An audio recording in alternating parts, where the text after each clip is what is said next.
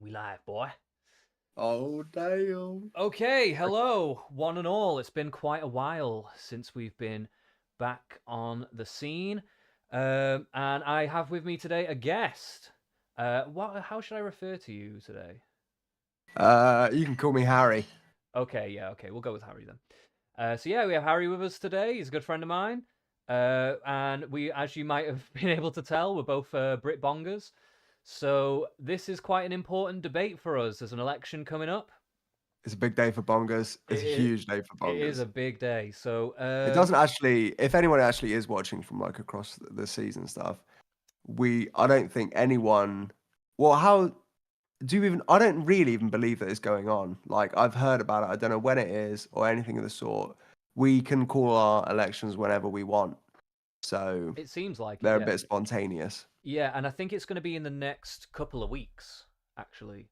I think Do that's we why have a hard date for it? we do have a hard date for it. Okay, okay, And okay. I can't remember what the date is off the top of my head, but it is in the next couple of weeks.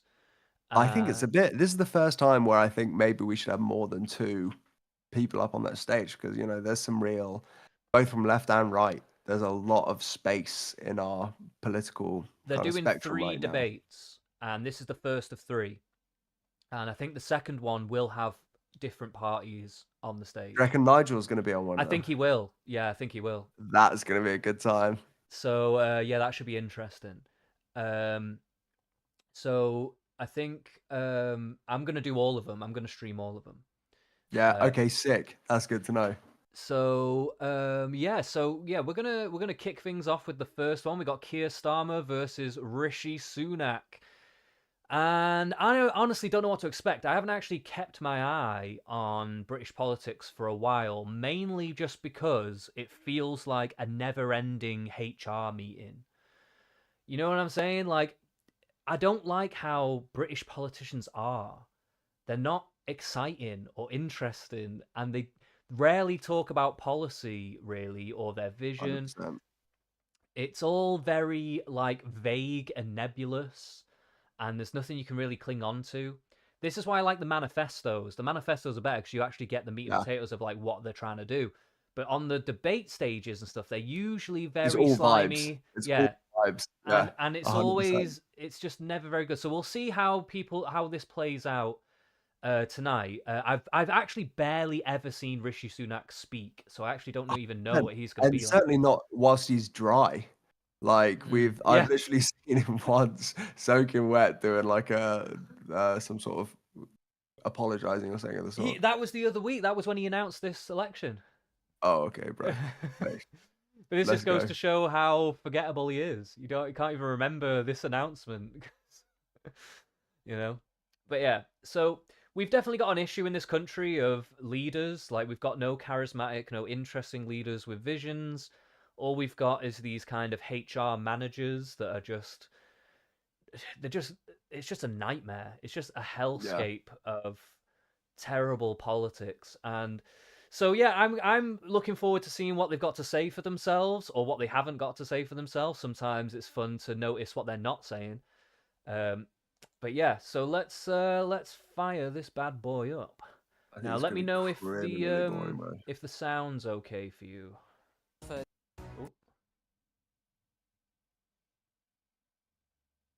Live in Salford for the very first time do in I need to this turn it up election, or it's I'm hearing Sunak it. versus Starmer, hearing it okay? the ITV debate. Okay, I imagine on YouTube it should be coming out okay. Bro, this is dramatic as heck. Dun dun dun dun. Dana White should get It's the involved. first Yeah. head-to-head debate in the Tonight! 2024 general election, with these Two men who heavyweights want of the to run the political country, British Rishi political Sunak system and go Two head Keir to lightweights, head bro. in a battle to the death. Well, good evening. Tonight's debate is set against the toughest of backdrops. Since the UK last went to the polls, we've had a pandemic, Putin's invasion of Ukraine, Okay, and a test cost one, of two, living 1, 2. crisis which is still hitting families hard. Okay, Huge sweet. geopolitical That's threats all coming loom through large, okay? not least, of course, brother. climate change. We all know how tough it's been. We don't need the politicians to remind No one's us. caring about So climate what are change right these now. two men This going election, to I think offer climate us? change, Who are if they? anyone's And why top should they thing right earn now our is climate votes? change. Can they level with They're us? That's insane. when we wild to know me. that Yeah, This was the finances are hottest month almost on record, impossibly apparently. tight. Yeah, Later tonight, and you'll be you able to can't tell see me what British other people aren't like, parties are yeah, offering fuck yeah, when we want it to they're get warmer. interviewed live on ITV1 Yeah, exactly. by We're the Rishi winners of all Astana. that. And the conversation will We should be continue trying to on exacerbate it. national and regional news. But now let's get on with tonight's debate. It's interesting to Keir watch the Starmer, chat your as well. opening statement, There's a lot please. of reform. Thank you very much. Yeah, This can you see? election You can is see the all chat on about your a end. I can't choice. see it on the. More of Oh the wait. chaos and division we've seen for the last 14 years, or turning the page and rebuilding with Labour. I have ambition for our country and have a practical plan to deliver it. Okay. I've changed the Labour Party and put it back in the service of working people. Have you? Now I'm seeking your backing to change our country, to make it work once again for you and your family. Thank you. Rishi That Sunak. was the most vague thing ever. But okay. Uncertain I times know. call for a clear plan and bold What action. clear plan? What? Yeah. We'll keep What? this simple. Give us some In clarity. 5 weeks, either Keir Starmer or I will be Prime Minister. Beyond raising your taxes and raiding your pensions, no one knows what Labour would actually do. But you know what I would do. No, we Cut don't. your taxes, protect your pension, Would you? and reduce immigration. I have a clear plan for a more secure future. for This you feels like and they're- your family. This is Thank so you, Rishi strange. Sunak. Are you getting a really Well, strange we energy invite- like it's a bad GCSE drama or something? No, that was that. The way he said that then was like full on Skinwalker. I'm not Yeah, a yeah, human yeah, yeah, yeah. vibes. Like fully. That actually fully was lizard energy. That was fully lizard energy there. Okay, let's roll on. Viewers from maybe right uncomfortable. across the country to submit questions. We have independently selected the questioners here with us this evening. I'll also raise some points made So you by got a people planted who audience, couldn't you be here. hand-selected them. The two leaders don't know what Yeah. they'll be asked. Also here, people who'll listen to tonight's debate. Some have voted Conservative and Labour in the past and think they will do so on July the 4th. And Well, some yeah, have they're gonna voted for vote other Labour or parties Tory. or are undecided. Newsflash. You can join the debate wherever you are by using the hashtag ITV Some of these debate. people have And voted just for before we Labour go to or the our first Conservatives question, in a the past. reminder that each leader And they will may have do so again. 45 seconds Yeah. to respond Like, what a initially. nebulous Now, statement. our first question on the cost of living. Paula from Huddersfield. Paula. Go on, Good evening, both. I have worked since I was 15 years old, and at the moment I hold a full-time, stable job. My children have left home. In the last few years, I found it very difficult to make ends meet, and the money simply doesn't go far enough. All I do is work to live. My food bill is nearly doubled. I'm in arrears with my bills. I'm not gonna I say spend it. my weekends batch cooking, so I don't have to turn on my oven in peak times. My savings are gone, and I'm genuinely worried about my future. I don't think you actually understand how this is for people like me. So what can you do about that? Thank you very much indeed. Right. What is she doing in her life to be in this position? I'm wondering that a little bit. I thought it was quite clever when she was like, "I'm batch cooking on weekends, so I don't have to turn my oven on." I was like, "Hey, I mean, that's she's thrifty." She's penny pinching apparently, but like was also like blown through like all of her money somehow. All her savings. Yeah. I mean, how much? Yeah, I don't know. Well, mind you, bro. Literally, I've just come back from the shops. Olive oil was 11 quid. I couldn't believe it. Yeah. I saw is that pretty there steep. and I thought, I've never seen anything like this in my life. I had to tell the missus. I said, "Lady, guess how much this is?" I held up the olive oil that I bought and she said, "I don't know." I said, 11 quid. She said, "Really?" I said, "Yeah." She said, "That's 11 quid." And then after a little bit of drilling, I said, "Well, no, this one was 7 quid. I got a slightly cheaper one." But all in all, it's a piss take that they can even stare at you in the face and ask that much money for olive oil. No, but Actually, it's going I to be know some what you mean olive though. oil Like, fans. like it is.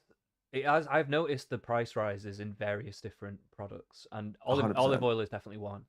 And the fact that yeah. actually things are legitimately getting smaller. Like I bought a Kit Kat or something the other day. It was so it was like 3/4 the size it would be. Wild. Oh yeah, no, yeah, that's been happening to chocolate bars forever though. Yeah. And Costa, if I may, bro, if I can rip, you've got to have 10 beans to get a free coffee now. I've got to pay £49 before I can get one free coffee. And that coffee It's costs like ridiculous. 20p. I know, bro. It's bizarre, and I still go there just to see my boy Luigi. He's the guy that makes the coffees.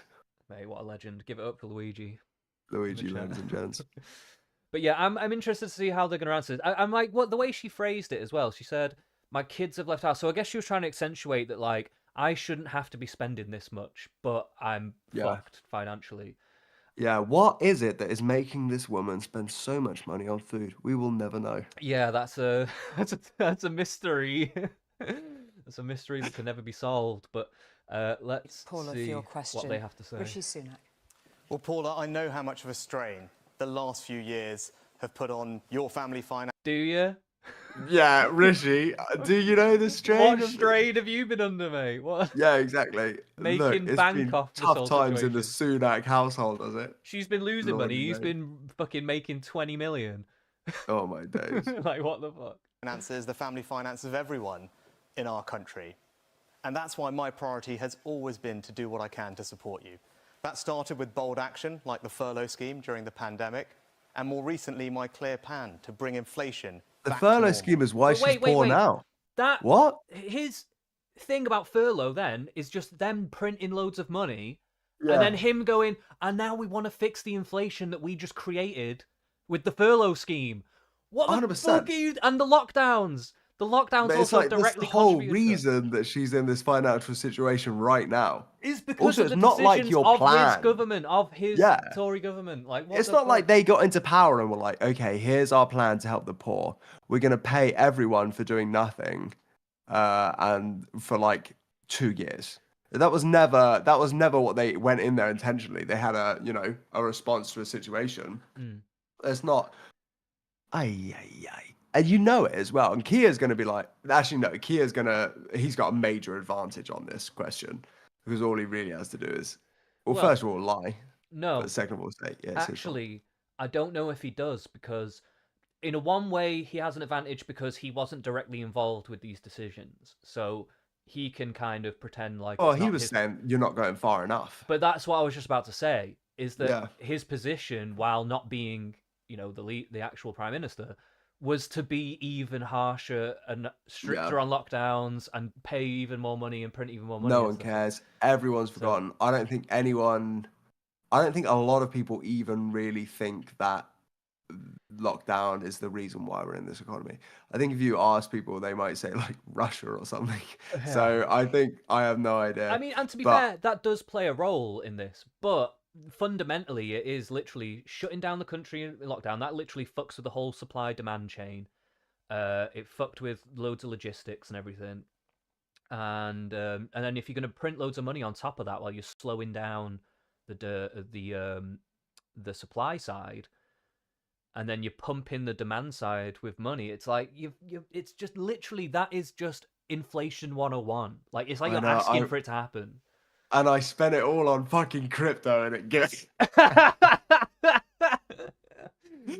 me and all. Literally, it was such a bad time financially for me because I got myself into a group chat with a load of boys that did MMA. So it's just me and a load of people with head trauma making financial decisions as a group. And it just did not go well. Bro, I turned 8 grand into 48 grand into 5 grand. Oh, man. That's bad times, man. If anyone's listening in the chat, buy Nanocoin. Okay, Nanocoin is the future. Pump it, baby. We're going to the moon. I haven't sold. You're just waiting. To the moon. There must be another. There'll be another huge crisis where everyone's locked indoors and all we do is buy shit coins. Surely. Hopefully. And I'm ready, baby. I'm ready. My taxi driver said that they're getting ready for another pandemic. Mate, I'm living in filth trying to start the next pandemic. You know what I mean? Yeah, bro. No, you're immune from it. Whatever it is not getting you, mate. Honestly, I tell you what, if shit gets to bitch, I might have to head down to Wales. Light one up and wait till the whole thing blows over. Well, Wales could be even worse, to be fair, because we've got Welsh Labour as our government. Oh, yeah, I know, but like, there's the police. How far are you? Like in a? I'm not trying to dox you, but are you in a village, or I imagine you I'm in a literally town. being a? alone on a hill. No, I'm in a town. Okay, Seaside town. okay. Yeah, It's I think fairly you'll big be town. okay. Yeah, I think you guys, next pandemic should just be like, right, no outsiders. Just isolate the town as opposed to isolate the individuals within it. Yeah, I don't know. I just don't think they should do lockdowns in general. No. They I think shouldn't. we've all learned that lesson. Anyway, Yeah. come on, Sunni. And now, our economy is growing again, wages are rising, and crucially, we are able to now start cutting your taxes. Wait. Wages are. Oh my Wages God. just rose in April. The minimum wage just rose in April. But then everything else rose with it, like within the Yeah. next couple of days. Right? A girl came up to us after this happened and she was talking about her kids in daycare. And that had gone, like, we basically only got an extra how much per week? I think it works out to about 25 to £30 extra per week after tax. Yeah. All of that she just got is now gone to the extra £30 that they've charged for childcare. And that's just one thing. That's not even all the Yeah. other things that have gone up. 100%, bro. So it's like, I got a pay rise at my company, and they made a song and dance about it because everyone is no one got a pay rise, but I was moaning because I haven't had a pay rise in a long time. They were like, "Mate, you've been working hard, pay rise for you," and I was like, "Sick, 3%, bro. It's about £3 a day." And it's just that's it's just like, insane. oh, Yeah. bro. They throw you a crumb, like, yeah, mental. I know you're And only we've just laid off starting like 40 people as well. Anyway, that's another conversation. But Yeah. things We'll are talk shit. about that later, though. to see the benefits of that as you described. So the choice at this election is with my clear plan and bold action to keep cutting your taxes to give you financial security, or put all that progress at risk with higher taxes, £2,000 worth of higher taxes under Thank the you. Labour Party. But Where'd they wait. get that number from? What, when he's saying he's cutting taxes, what does he actually mean by that? Like, in what way will he be doing that? Because if he raised, you know how there's like a non-earning threshold where you can earn Yeah. 12.5 grand and you don't have to pay tax on that, Yeah. would he be raising that? If so, that I would be in favor of that. Yeah.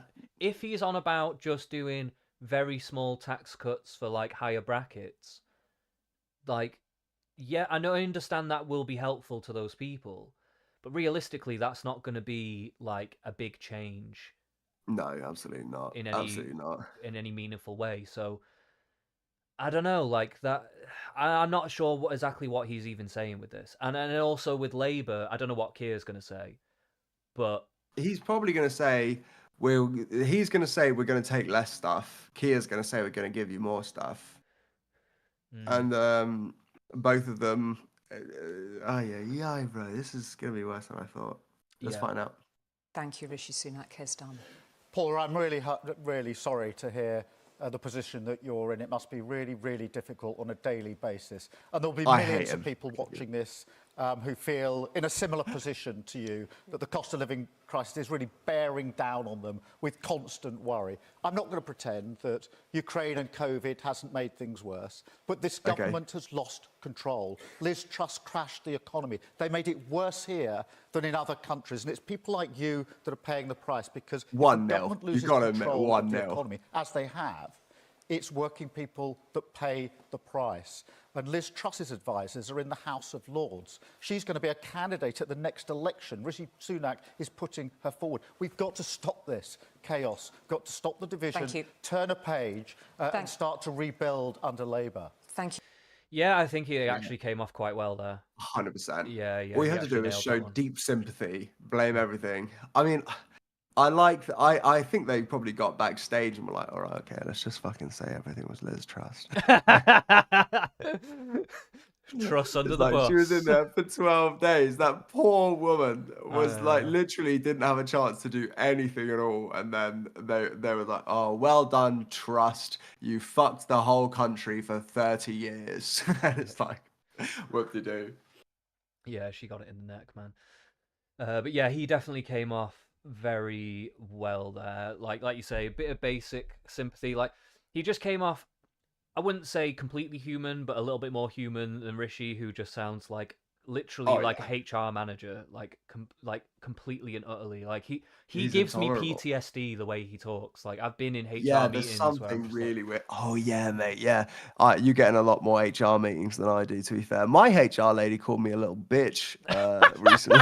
That's a fact. yeah, She's cool as hell. it was probably warranted. I imagine. Yeah, I was being a little bitch. I was complaining that we didn't have any Earl Grey tea bags, so actually I was being a little bitch.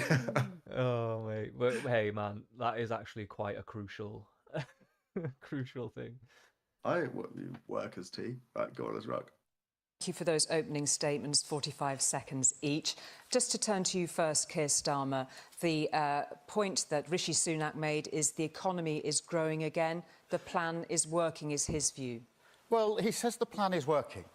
He says the plan is working. So the question for him is, why has he called the election now? Because if he thinks things are going to get better towards the second half of this year, why has he called it now? He's called it now because he knows, and I'll ask him this, he knows inflation is going to go back up. He knows energy prices are going to go back up in the autumn. That's what he's not telling you. So he says the plan is working, but I don't think he believes the plan is working, because if he thought the plan is working, he wouldn't have called this election right now. Rishi Sunak. Strong, I think strong. Yeah, that was That a was very strong good. point, and it is That was a probably very very strong point. true. I actually think that is 100%. And he came off way more personable there. He Hmm. came off like he actually could be spoken to as a human being. I quite like that. Yeah, it sounded like he cared about it. Yeah. So yeah, I'm actually pleasantly surprised by Keir so far. Yeah. Let's see what Rishi's It's got to slightly say. ironic, because from the moment I got this job, Keir Starmer was telling me, call an election, call an election. And now that we've called an election, he's saying, oh, no, don't have an election, because I don't want to tell you what I'm going to do. you And know this is the interest choice. rates are No, gonna this go is up. the Rishi choice Sunak for everybody.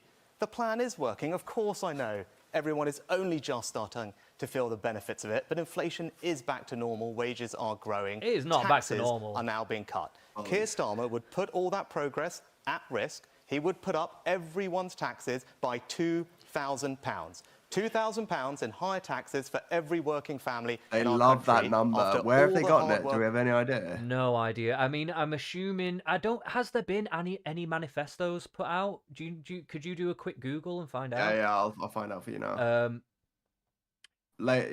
Front page of the Labour manifesto is will raise your taxes by £2,000. So, It literally says it on the. it's the front page. Yeah, no, okay. Labour manifesto 2024. Here's it. They haven't even used a flattering picture of Keir. Well, I'll this has pop it in been the chat for rushed, you, I would buddy. imagine, like fully rushed. Yeah, I know, but there's got to be a better picture of him. Yes. Where's our chat? Well, you don't need to get it up. I've got to fucking sign up for it. That's a joke. Oh no, hold on. NHS, take back the streets, break down barriers to opportunity. I guess it's get Britain building again. Every time you click on a new bit, it asks you for money. Oh, okay. Um, Fucking hell. Deliver economic stability. Yeah, we don't need to Yeah. go through the whole thing. I was just wondering if they'd actually put any out. So I'm assuming there must be something in that manifesto where he's probably talking about taxing middle income and upper income people a slight percentage higher or something, I would imagine. Banning zero. Yeah, they want a genuine living wage, banning 0 hours contracts, ending fire and rehire. Yeah. There's no numbers. But then some of those policies could backlash in that it could create a wave of unemployment. Yeah, well, we'll see. Who how it knows? works. But yeah, okay. Fucking sacrifice we've been through. That's not the right course of action. I don't know why you want to put up people's taxes. Keir Starmer. Paul, I just don't know how you feel when you hear a Prime Minister say, having heard what you're going through, that the plan is working, it's all right. I meet so many people who are struggling with their bills, and the Prime Minister just keeps saying he lives in a different world.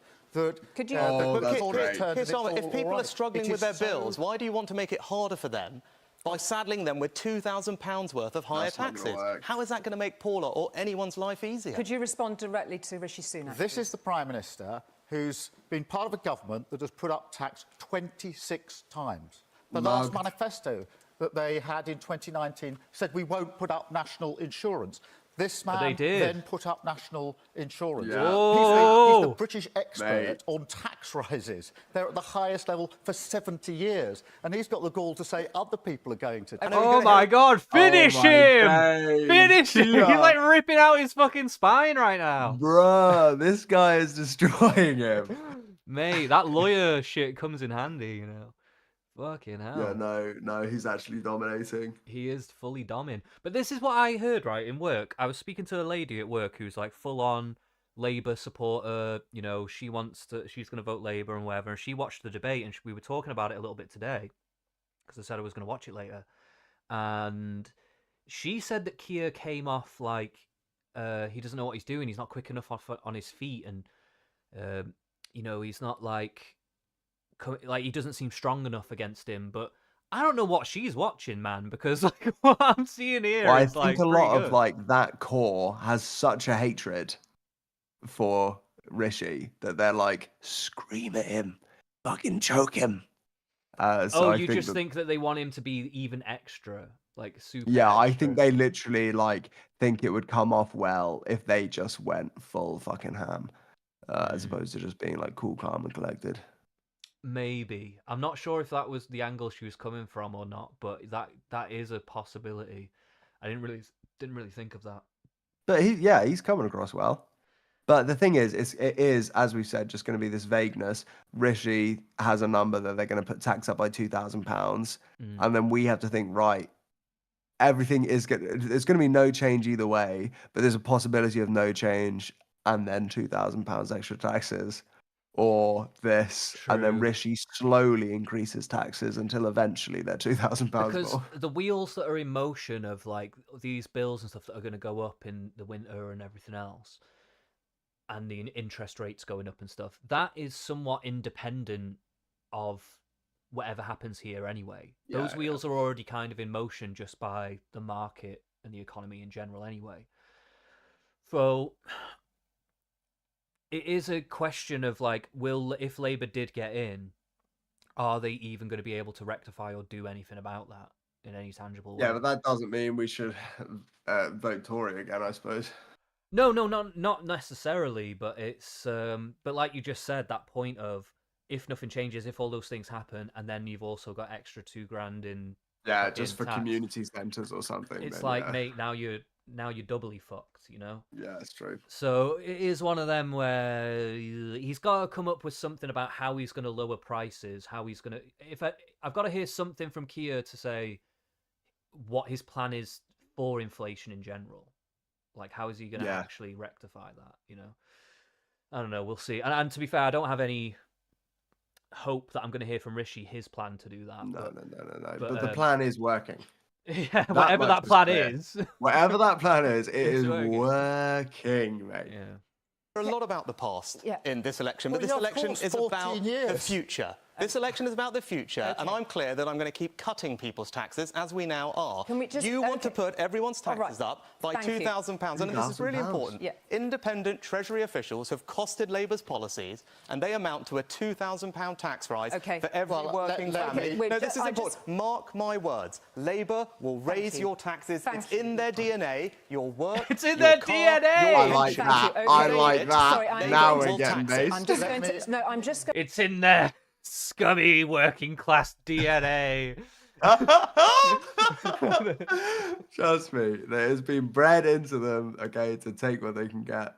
They're Lordy, gonna mate, that's so raid. good. They're gonna raid your pensions. Okay, I don't know.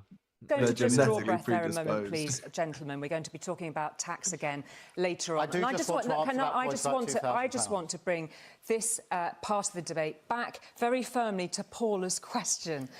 She made it very clear how hard her life is at the moment. You did acknowledge it, both of you. I like that they She just had the spends her camera on weekends Paula whilst they're batch just like, cooking, "Paula's so she doesn't life have is to shit." turn her oven on love how during serious they peak all look. times. There is worry here, right before our eyes, that were being echoed across the country.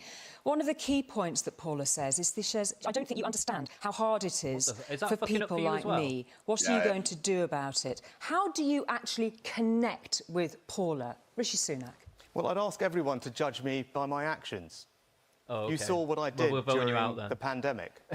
When disaster struck our country, I implemented the furlough scheme because I knew the impact, devastating impact it would have on people. And you know what? Every week when I'm out and about, someone comes up to me and tells me how furlough saved their family, saved their home, because that's who I am. And I don't want to put that progress at risk. I want to keep delivering financial security by cutting people's taxes. Thank you. Whereas the Labour you, Party want to keep putting people's taxes up. What about VAT? By how You're much, going to cut Rishi? that? By how much?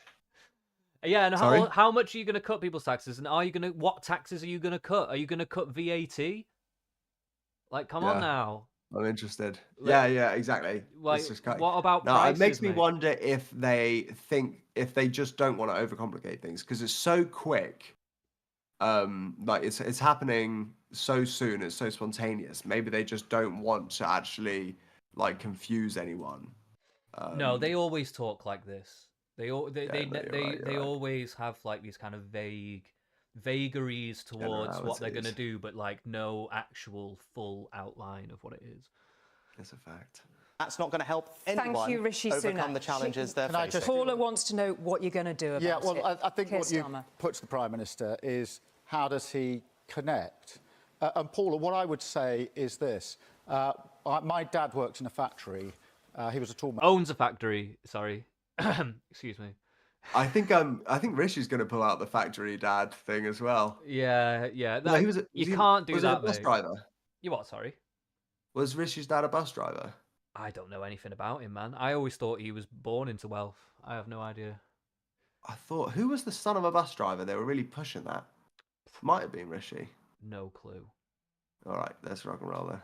Maker. My mum was a nurse. We didn't have a lot of money when I was growing up, and we were in a position on occasion where we couldn't pay our bills. So I know how that feels. In our particular case, we had our phone cut off because we didn't have the money. So I do know the anguish of worrying when the postman comes with a bill. What is that bill going to be? Can I pay for Are you it? saying that Rishi... I don't think the Prime Minister quite understands the position that you and other people are in. I do want to, if I may, just answer that. No, if I could let just Rishi answer say, that. no, please let Rishi Sunak respond to that, please. Because this election is about the future and making people's lives better. Now, I've got a clear plan They're to literally just repeating themselves over and over again. It's about the future, not the past, mate.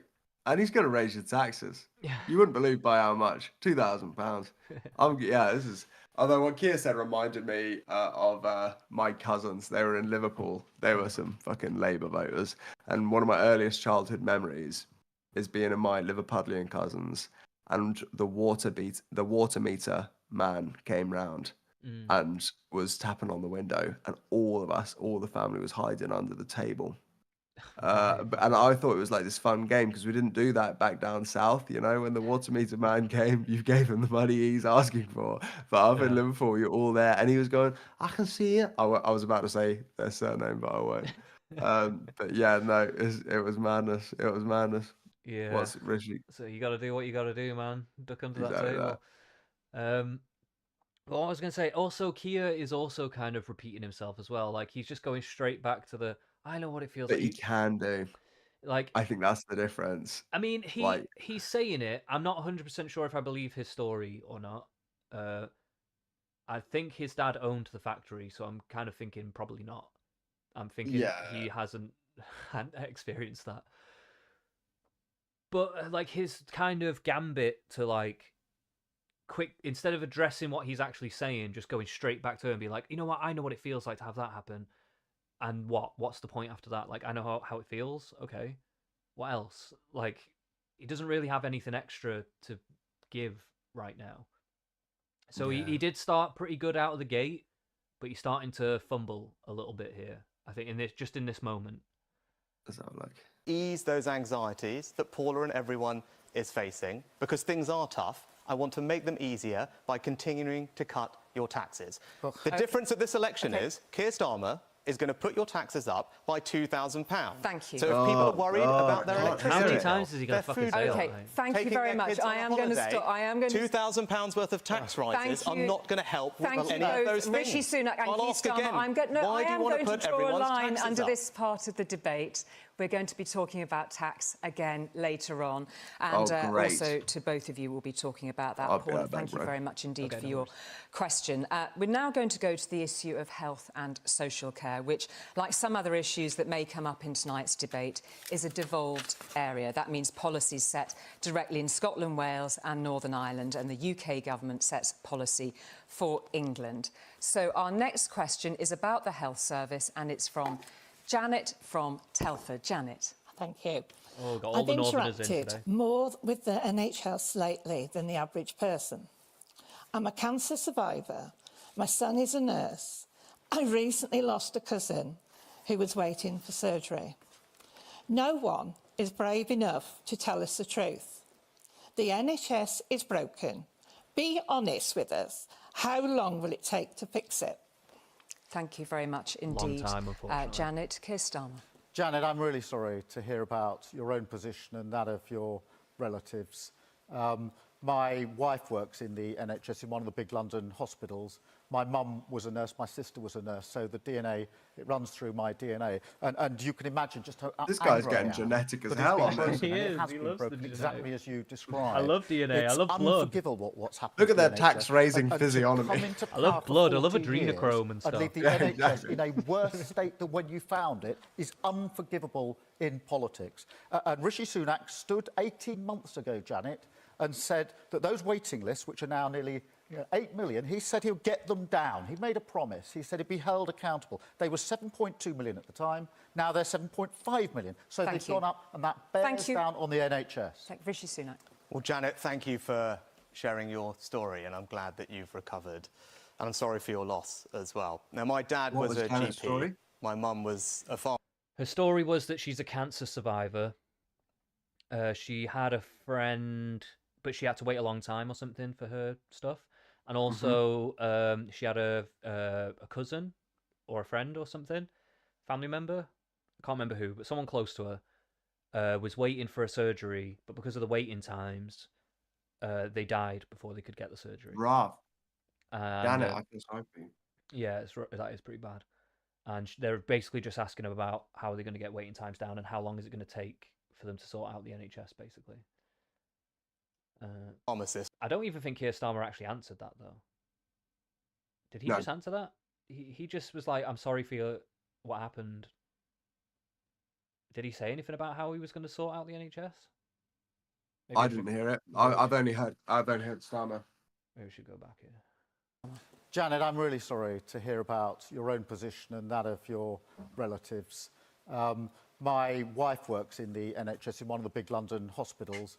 My mum was a nurse, my sister was a nurse, so the DNA And that's how I get runs all through my DNA. the And baby you can blood. imagine just how angry I am that it's been broken, and it has been broken exactly as you describe. It's unforgivable what's happened to the NHS. And to come into power for 14 years and leave the NHS in a worse state than when you found it is unforgivable in politics. And Rishi Sunak stood 18 months ago, Janet, and said that those waiting lists, which are now nearly 8 million, he said he'll get them down. He made a promise. He Do you said think he'd be they're held told to, like, just accountable. keep They their were eyes down 7.2 million whilst at the the other time. person's dropped Now in? they're 7.5 million. So Thank they've you. gone up. and Nah, that I think Thank they're you. writing. I on think the he's making a NHS. note. Thank Rishi Sunak. Yeah. Well, Janet, thank you for sharing your story, and I'm glad that Yeah, you've he didn't recovered. actually say any tangible way that he was going to do anything. He was just like, I'm outraged that this has happened, and Tories have fucked it up. Okay. Yeah, well, that's the play. That's the playbook. I mean, I'm not gonna lie. Like, yeah, of course, you've got to say something to that effect. But That's I what I also, would say. I also need an actual answer to the question of how are you going to sort this out? And the thing is, there actually is an obvious answer to this particular one, but neither party wants to go near it. What is that? He's gonna need less people. Mate, that's what COVID was about. Yeah, exactly that. A culling. COVID was great for the NHS. Uh, God bless. Thank you, my angel. But yeah, fucking. I don't know. Well, yeah, that's kind of immigration, I guess. We're getting into immigration a little bit because obviously they're not going to kill people, but but they would. One tangible way of bringing the demand down on the NHS would be less immigrants, but another way would be people just losing some fucking weight. Yeah. You know, wait That was the times thing in over the lockdown. I NHS was would like, go down where's the significantly if people vegetable just lost weight. mandates? Yeah, it's Like, just yeah. it's just like people. One of the biggest drains on the NHS is people's bad diets. Hmm. It's like probably one of the top ones. So, you know, but Good old-fashioned smokers, I know, yeah, like you and me, I we can't, pay I for can't. it. Yeah, exactly. You'd all be dead without us. But yeah, but I've never had to go to the hospital for this shit. Yeah, it's true. Not yet. But And also, when I do, I'll be fat, ruling fat the day. people be just doing a lot more of that shit.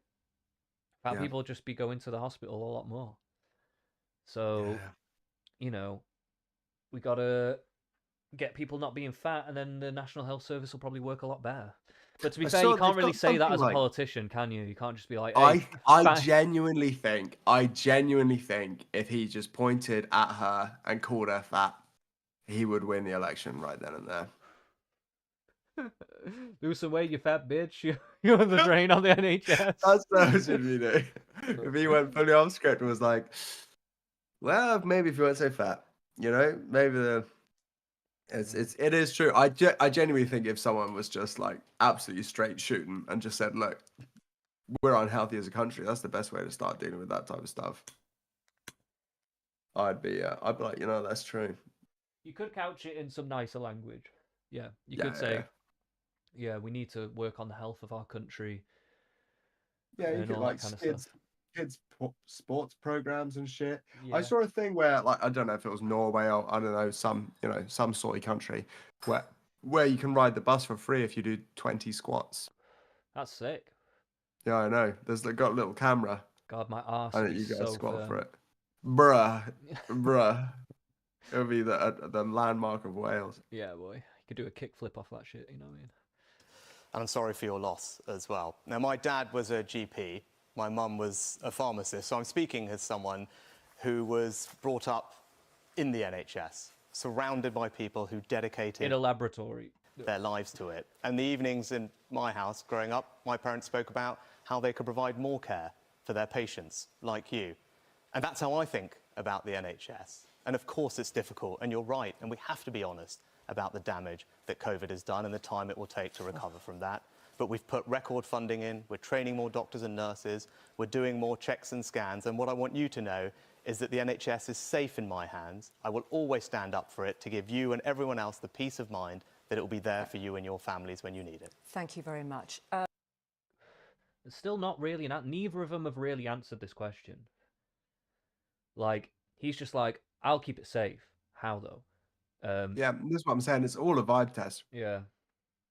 I will say that Rishi is failing the vibe test overall. He's never passed a vibe test in his life. No. This guy is giving me, you know, he said he was raised in the NHS. Yeah, in a fucking laboratory where they grafted on human skin onto a lizard embryo. Yeah. That's what happened. Actual facts. Yeah. Fucking hell. Janet put this question. Keir Starmer agreed with a part of that question, that the NHS is broken. Your response to that, Rishi Sunak? Well, as Janet knows and everyone knows, the NHS is still recovering from COVID. We went through the best part of 2 years where the NHS couldn't conduct all the treatments it normally would, and it is going to take time to recover from that. But we are now making progress. The waiting lists are coming down. But what Keir Starmer didn't mention to you, which you did, Julie. Well, you just said that they weren't. He gave some figures that they weren't coming down, though. So, what's that about? Waiting list 7.2 million, they're now 7.5 million. He says they're coming down, and this is the guy who says he's good at maths. Yeah, they are now coming down. They are now coming down. 7.2 when you said you get them down. 7.2 million, they're now 7.5 million. I'd like you to Mark, explain he's how they're getting coming destroyed. down. Because they were coming down from where they were when they were higher. 7.2. And they're now on their way down. Yay! Right? Yes, because the NHS was impacted by industrial action. And if it wasn't for that, 500,000 appointments would have been saved. It's somebody else's mate. fault. No, but let me address the question. That's your whole life, Kia. Somebody else. Yeah, But yeah, fair play. Yeah, But no, bloody he hell, has yeah, kind of this is gotten. a slam as far as I'm concerned so far. Yeah, pretty much. Yeah, he was fumbling a little bit just before, but now he's coming back strong. As you said, Julie, the NHS has devolved. So different parties are responsible for the NHS in different parts of the United Kingdom. Keir Starmer's party are responsible for it in Wales. Now, the NHS has been impacted by COVID everywhere. But things are difficult in England, I know that. But if you were in Wales, you would be waiting 40% longer for treatment. Okay, Ambulance and A&E that's... times are the worst in Great Britain. Thank you. And 1 in 4 people are on a waiting list. So yes, the NHS has... That woman on the left, she fucking loves that. I thought she found it funny. I thought she was disagreeing with it. Oh, really? I don't know. Give she's us on a back big 5 seconds. We'll make the call. In the pink. In and the A&E pink on the times left. are the Okay. worst in Great Let's have a Britain. look. Thank you. And 1 in 4 people are on a waiting list. So yes, the NHS has challenges, but it has challenges I'm everywhere, literally regardless. looking- No, looking at- actually, I'm looking I at think Janet- there is a small Rishi sex icon group. I think that actually Dishy Rishi used to be a thing. Do you remember that? That is true. Yeah. That Now was a that thing. seems wild today, but they were trying to push him as Mr. Handsome Mr. to begin Suave, with. yeah. Bloody hell. Yeah, It's hard to imagine now. yeah, that is true. There could be a contingent of older women because older women love perving on people. Yeah. Oh, really mate, do. when I was a waiter, like the actual harassment I got sometimes at 17 from like groups of gaggles of like, middle-aged women who would just get plastered and start, Oh, aren't you pimping them. handsome? Oh, look at you. Oh, I loved it, mate. Yeah. I absolutely loved it, but that doesn't mean it's okay. The slipping fivers in your back pocket and slapping your ass. as you walk away. Exactly, baby. Janet's Thank you. response, when all the Prime Minister can say to her is that what the position is in Wales. Janet, I don't know. You may not be interested in the position in Wales. You may be interested in the position that you're facing. That's a dumb and want the Prime Minister response. to take That's a dumb responsibility. response. Yeah, He that's goes, a pure yeah, we're fucking up deflection. in Wales, but who cares about Wales? Yeah, Do you care about And Wales? as You're not a Welsh. person that lives in Wales, I'm not very happy about that, I will say. Exactly, it's Yeah. wild. Yeah, that is pure deflection. Pure deflection there. They know they're winning Wales because you fucking Welsh soy boys going to vote them in 100% of the time. Mate, So they can just go, fuck Wales. it should have been reform, man. We should have had full reform sweep in Wales. That would have been awesome. Oh, bro, that'd be based as hell. It would have been so super based, but no, unfortunately not.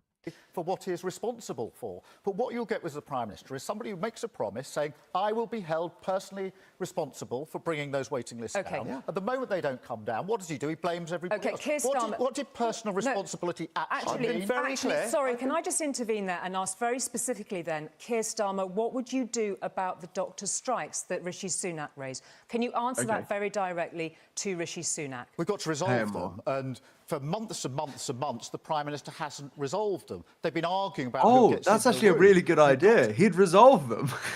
Just resolve the waiting time. This is brilliant. This is brilliant. What would you do about the war in the Middle East? I'd win it. Yeah, just you know how we I'd- do. We just win. And Israel. Well, I'd create peace. It's just like, brilliant. Obviously, I'm the good guy. Okay. This guy's got some pretty solid ideas. Yeah, this guy's cooking right now. He is cooking.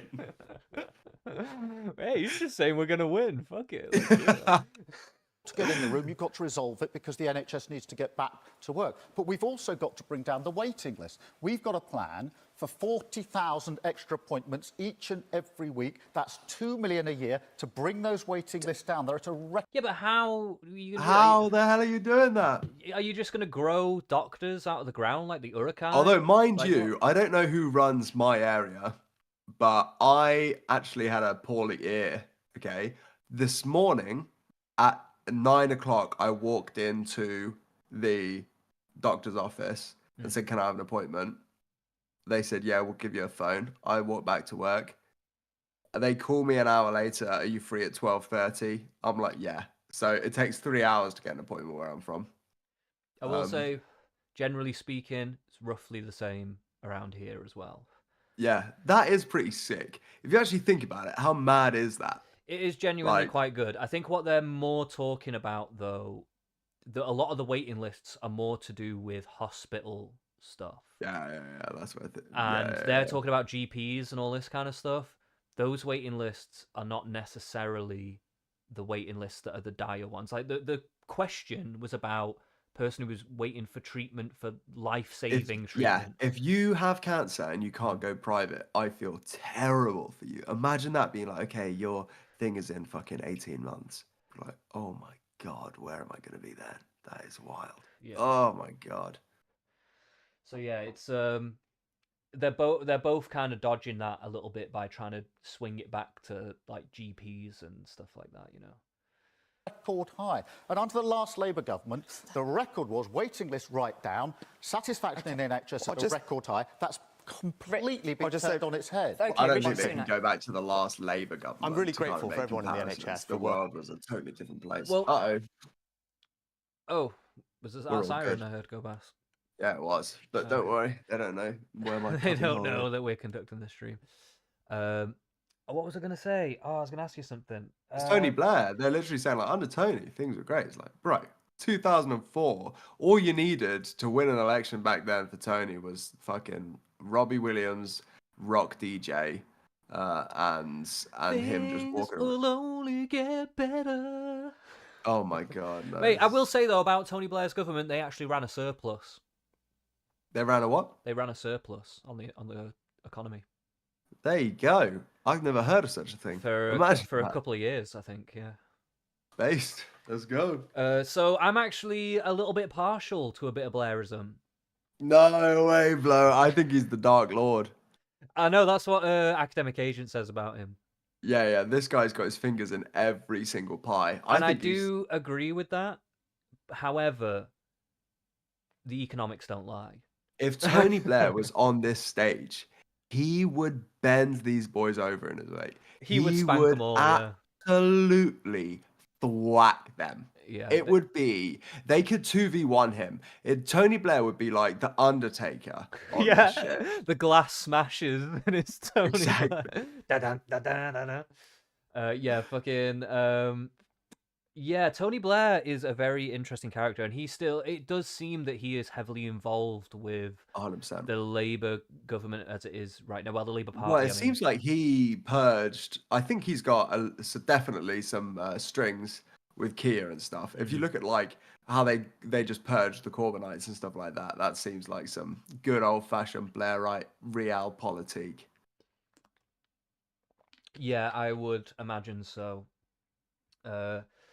Yeah, I think Tony Blair is definitely kind of making some waves. I think he's been out of it for quite a while, and then No, after he everything never. with Jeremy Corbyn and the historic loss that they had, that was like really fucking bad. He was doing he was doing his thing in Africa and stuff like that as NGOs and all that sort of stuff. Right. Then came back to help out Britain. Yeah, I think after that he kind of was like, right, I need to come back and sort the Labour Party out. I don't understand why. I think he said he's stepping away from politics because he can't do what he actually wants to do. Like he's limited. Now that's an interesting thing. Yeah, say. I know. Yeah. Very interesting thing to say. Fucking Academic Agent did a stream about an article about him a few weeks ago, and it was very interesting. I have to say, it was very, very interesting. Was it just a gushing article or what? Well, it was more about the quotes of like him. It was a gushing article, yeah, but the stream was a little bit more about the actual quotes of the things it was saying and kind of reading in to what was going on. So yeah, it was very, very interesting. But yeah, no, it'd be so cool. I'm not gonna lie, it would be actually kind of cool if he did come back, but I know he's not gonna. Hit one of his minions will. Yeah, well, I guess Kia is his minion, I suppose. Yeah, probably. That's probably what it is. I swear they've met quite a lot as well. I don't know if I'm just like creating a memory it'd be here, wild but if they I hadn't. swear I I've don't know seen about articles of them being like Tony Blair and Keir Starmer having a dinner or It whatever. must be the case. It must be the case. Like I swear I've seen shit like that. I hope I'm not making that up, but I'm pretty sure that's real. Misinformation. Working so Yeah. hard, and You're we have now blaming them. settled pay rises with everyone in the NHS except for the junior doctors.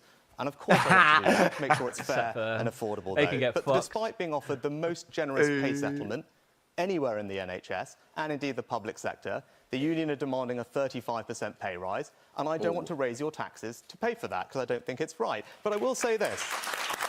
To be fair, 35% is a fair bit. For doctors and like all the wages in the NHS to go up by 35%. Yeah. Yeah, that's crazy high. Yeah, that's a strong. I mean, I got 3%. I was told to be happy, Mm. and now I've got to pay for 35% for a doctor. I mean, I Fucking, don't I'll die, understand man. why they can't. Maybe it is like this. I don't know, but is it not kind of like regional as well? Because like it is somewhat salaries are somewhat relative. 30 grand Yeah, goes that's a good further question. in the north than it does, say, in the south. You know what I mean? Yeah, yeah. Maybe that is the case. I don't know anything about how doctors are paid. Probably not enough, to be fair. Yeah, I can imagine that they could definitely. To me, though, raising wages is the wrong question. It's Yeah, lowering prices. That's yeah, yeah, that's where it's at. How are we lowering these prices so the money goes further? If you're just constantly raising all the wages and stuff, and everything yeah. else is just raising with it, it's not solving anything. The No, wages might as well be at zero. yeah. You know what I mean? It's not. Or 1 million for everyone. Yeah, It's just it's like just an not. apple's like 500k. Yeah, it's not making a difference. Like, if you're not. This is why I know most of these politicians are not serious because none of them are talking about lowering prices. But they all know these things. Oh yeah, they absolutely know it, 100%. Especially someone like Rishi, he absolutely knows it. But yeah, I don't know. So, when Keir Starmer says he'll resolve it, he hasn't explained to you how. But I will Okay, say perhaps this: you the could British. answer that, Keir Starmer. Well, we Mugged. wouldn't pay the 35%. We've already said that to the doctors. We can't afford it because the government's already broken the economy, and there are many things that now can't be afforded. So we're not going to pay that. But what you can't do is what the Prime Minister has done, which is to Well, say... you just said you'd resolve it. So what would you do? At the end of the So day... you're not going to give them the 35% pay rise that they're asking for. So how would you resolve it? Look, Just I'm- standing there and Nice. saying, Good. I'll resolve it, Yeah. isn't an answer. This That's is not the a first plan. good showing. Prime Minister, How would you resolve it? Prime Minister, your record is... Well, of no, not... how would you resolve it? You want to be Prime Nice. Minister. How would you resolve I don't like his little bitchy stare as well. Like, actually, just come back, just be like, whoa, whoa, whoa, no, no, no. Like, you gotta overpower him. Don't just do your little bitchy, passive aggressive stare. Like, oh, this petulant boy is speaking to me. Come on, man. He is ducking though. He does not have an answer to that. Yeah, he is. He's probably trying to figure out something to say. Yeah. Okay, now I'm starting to see what people are talking about with, like, maybe not quick enough on his feet. Because this is the first good counterpoint that Rishi's actually had. Yeah, well, if both of them just start asking each other what are you actually going to do, then they're both just going to go. Yeah, they're fucked. both fucked. I think they're both the just kind of made a structure. deal. Yeah. So, how would you resolve them? I wish you had as much to say when Liz Truss was crashing the economy. Could you answer Rishi Sunak's point, please, Yeah, Keir Starmer? well, I will when I can get a word in edgeways. His record is of saying, I'm not going to get in the room to negotiate. And what have we got? No. We've been in the room to What negotiate. have we got? Ongoing Let him strikes. answer. We have to end these strikes.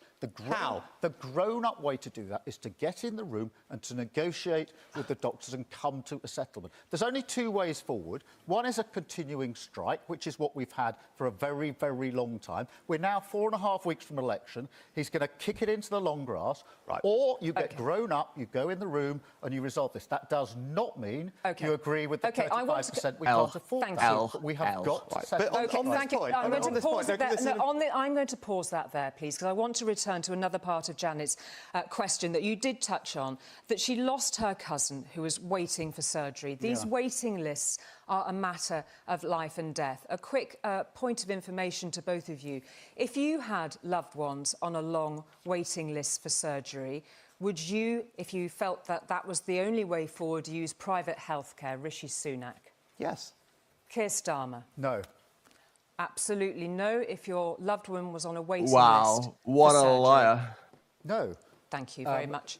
I don't why use not? private health. I use the NHS. That's Oh my god, right. This is something that I fucking hate, right? If you can afford private, relieve the NHS, right? Yeah. And go fucking private. What the fuck are you doing? There's so many That's a good people point. do this. So many fucking people do this. Oh my god, what the fuck? And you know the worst offenders, yeah, are fucking Labour people like this, who are middle class, who can afford to go private, but can constantly complain about the NHS and all this other stuff. I'm like, mate, you're always talking about how you would pay more taxes and all this stuff to support the working class. Well, why don't you fucking pay for private healthcare then, you fucking dickhead?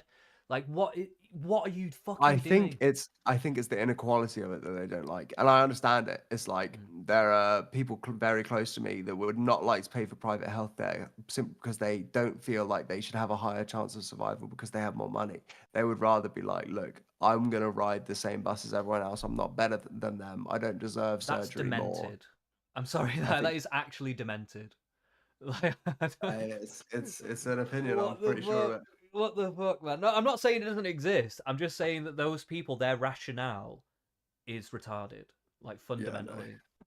It would be Like, wild not to save your wife's life. yeah, But like, if he's a billionaire, like, sorry, I'm talking about Rishi there, but Kia, mate, I'm pretty sure you can save your nurse wife. Well, his wife he is a can pay nurse, maybe. £20 a month for fucking Booper or whatever the fuck it is. You know what I mean? Yeah. Like, 100%. like what the fuck, mate? Come on, chatting absolute bullshit here, mate. Where my wife works, in one of the big hospitals, as I said, it runs through my dear. Okay, thank You're you. telling me if you- Thank you. We've had the answers to that Okay, very that was a shit clearly. answer. And I just want to pause there to move on to a different Yeah, no, a aspect couple of of the Starmer Ls debate there. on the NHS. Everyone knows that fixing the NHS depends on fixing social care. 5 years ago, Boris Johnson was standing where you both are now. He told me there was a plan ready to go on this. We're still waiting. Will you both now commit to a fully funded solution in your manifesto this time round? Yes No. or no? Rishi Sunak.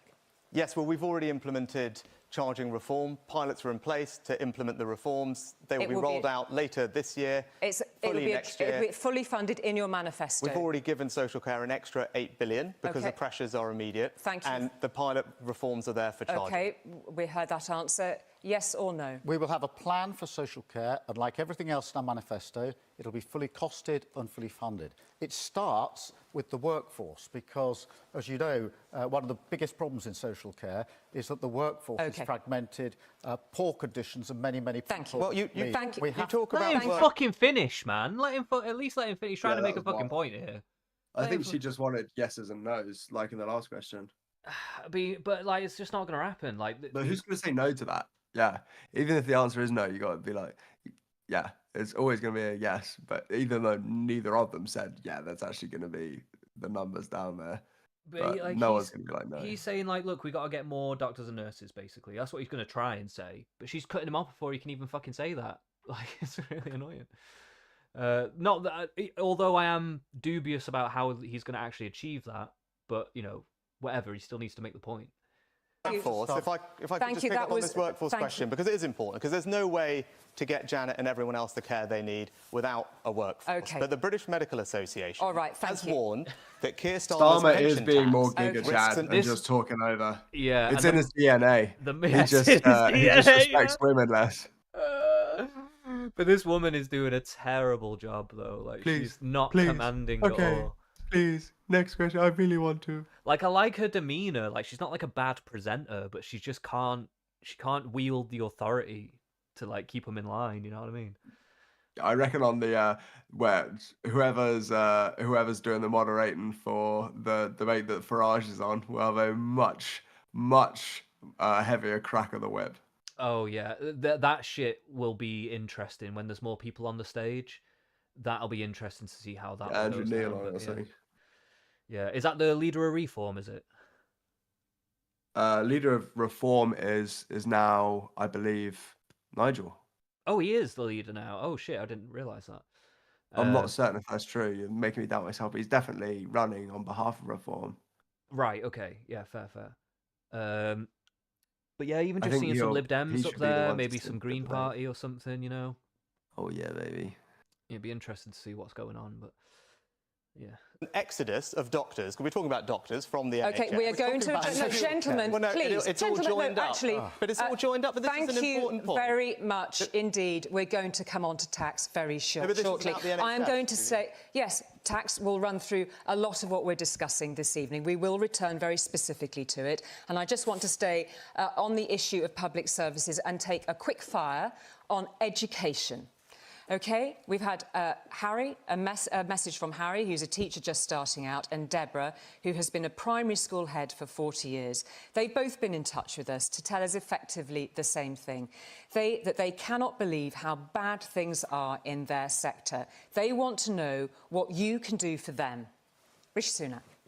Yes, well, I think education is the most powerful way that you can transform people's lives. That was something that my parents raised me with, and I'm grateful to all our teachers for what they're doing, which is why we're backing our schools with record investment at the moment, but also reforming how we teach our kids, which is why I'm proud that right now, English school children are the best readers anywhere in the Western world, and that is testament to the hard work of teachers and the reforms of I'm pressing X to doubt on that.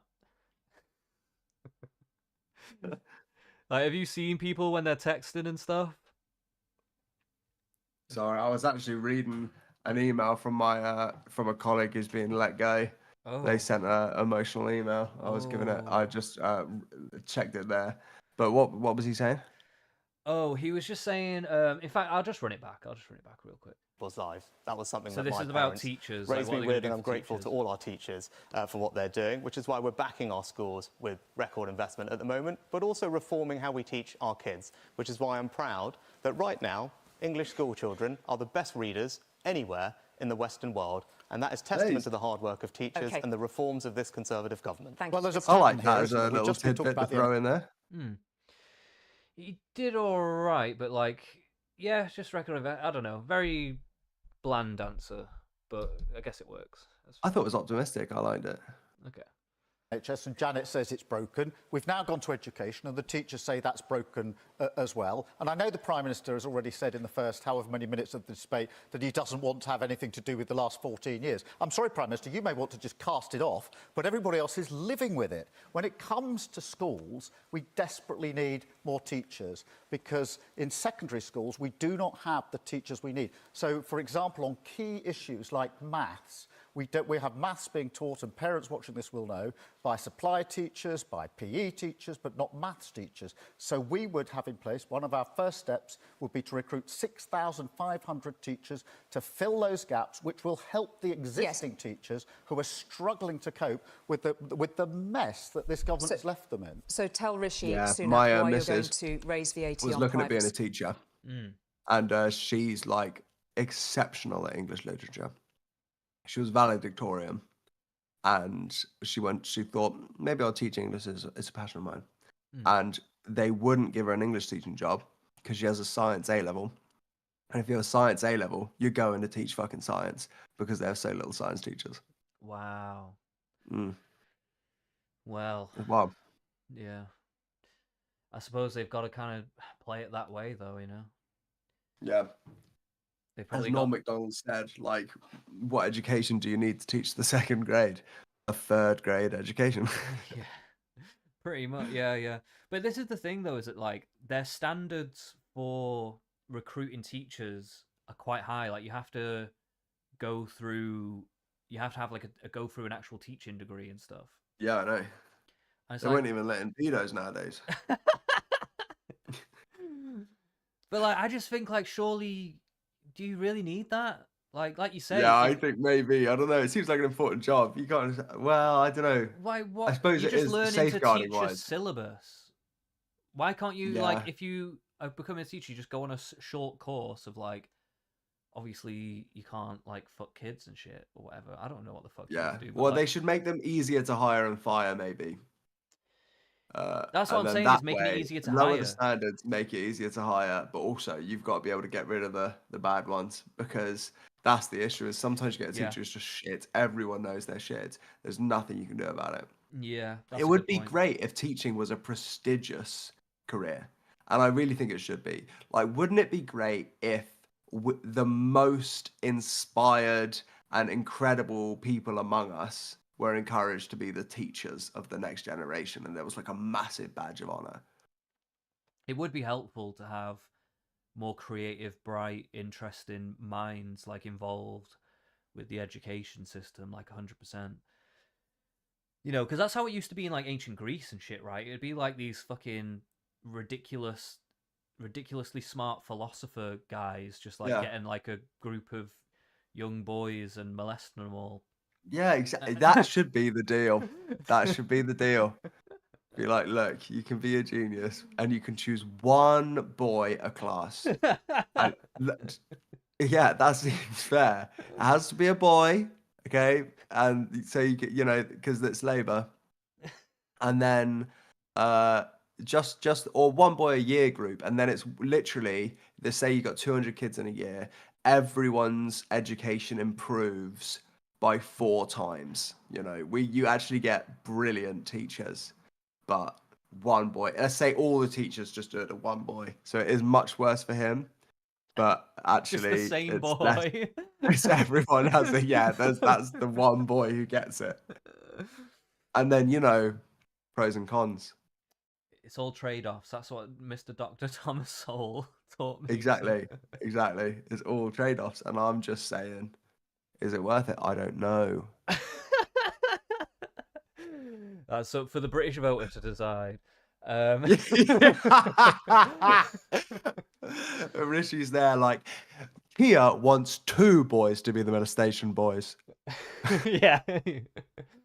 He would have your one girl as well. Yeah.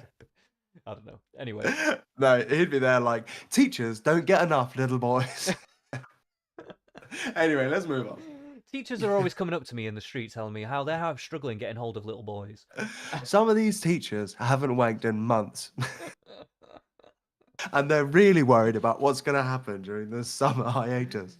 You know, a lot of people come up to me, they're trying to become a teacher, and they're saying, you know, these DBS checks are actually a really big problem for me. Yeah.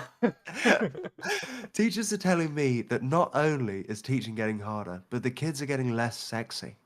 This is a really big problem in our country right now. I don't know if you remember those juicy tracksuits, but we got to bring them back.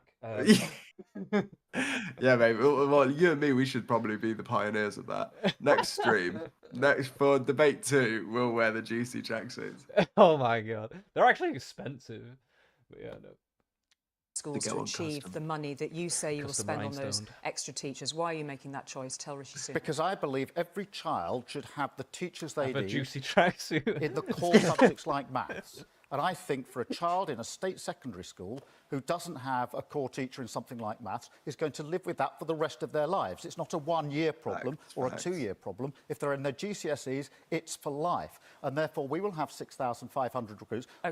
We will get rid of the tax break on private schools to pay for it. That's a tough choice. I do understand that. Yeah. It's a tough choice. Rishi Sunak. But I want to make sure Yes, that thank children you. I support that. get the chances that they You've need. explained the policy. Thank you. Yeah, I think it is generally better to be like, yeah, let's actually get some actual maths teachers to teach maths. Yeah, 100%. Yeah. And also, like, I probably support.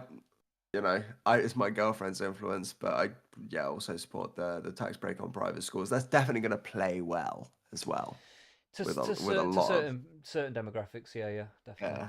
Rishi Sunak, if you'd like Yeah, to respond no, to And it would take some pressure off, because like if they lower their admissions because of the tax breaks or whatever, I'm assuming that's like the point of it, right?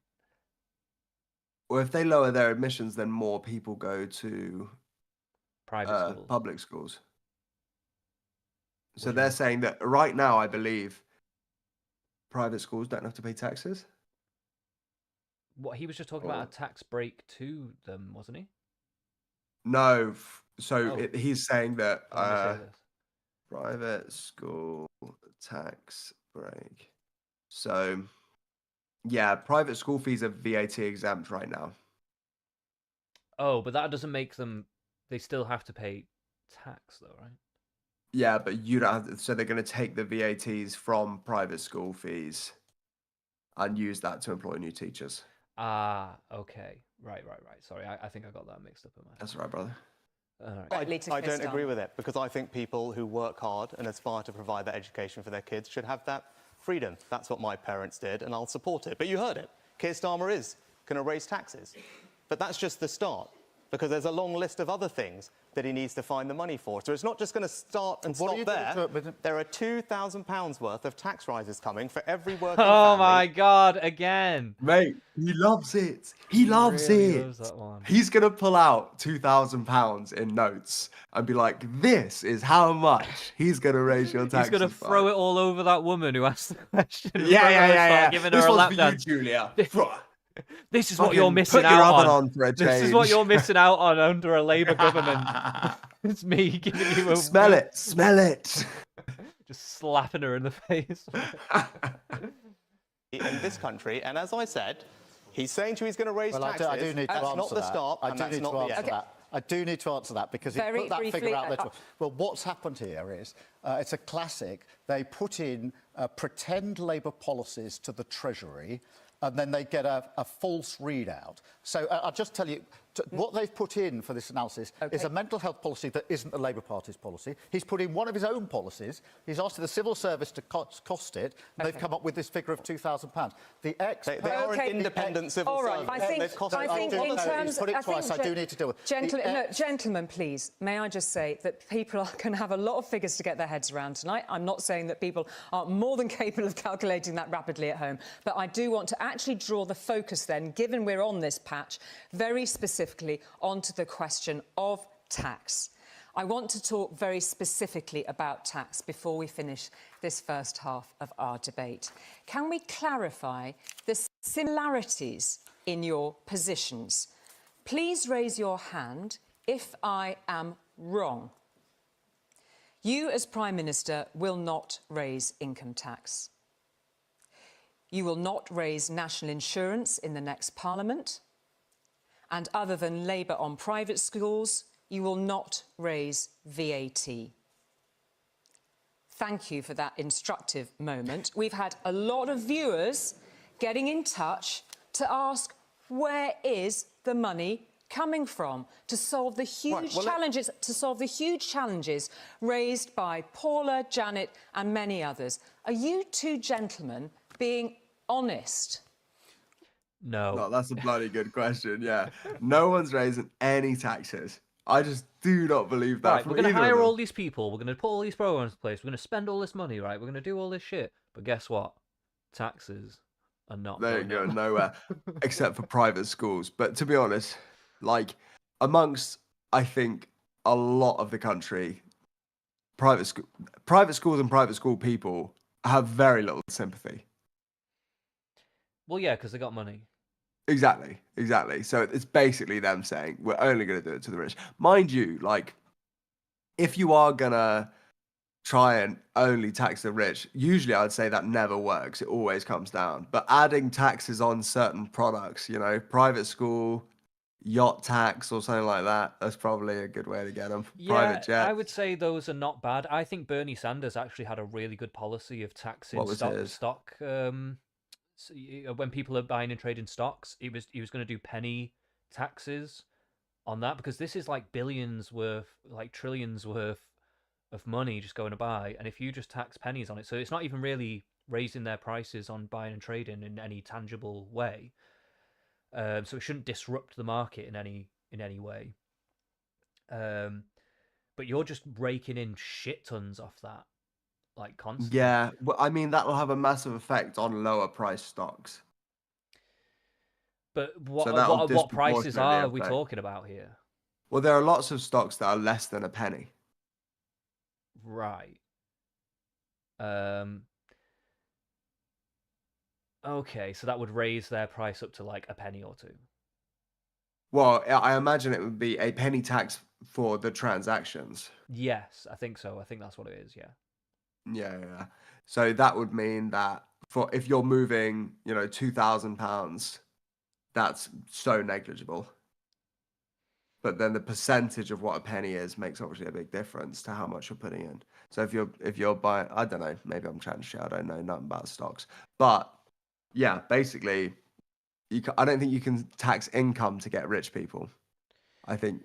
No, yeah, I think That's that's just a roundabout way. Like that is just like It's a it's blunt a instrument. lazy way of trying to figure this stuff out. Like To me, I think another way of doing some of the tax stuff is just having like a 10% flat tax, but for every income bracket, like all of them. Yeah, yeah. And then I also, think and that then seems on top of fair. that, close every tax loophole. If you conduct a business here, if you live here, whatever, you got a home here, you pay those taxes no matter what. There is no having a HQ in the Bahamas. There's no any of that shit. Yeah, Yeah, yeah. Northern Ireland will get us. I mean, Southern Ireland. Or is it Northern Ireland? Which one's the one that's really good for taxes? I think it is the island, yeah. Yeah. But if that tax is quite low, I feel like a lot of people would be happy with those loopholes being closed. Yeah, that seems fair. So, like, but then having that flat tax means like it opens up so much. Because think about all the people that are earning less than 12.5 grand, like all those people. That's like millions upon millions of people.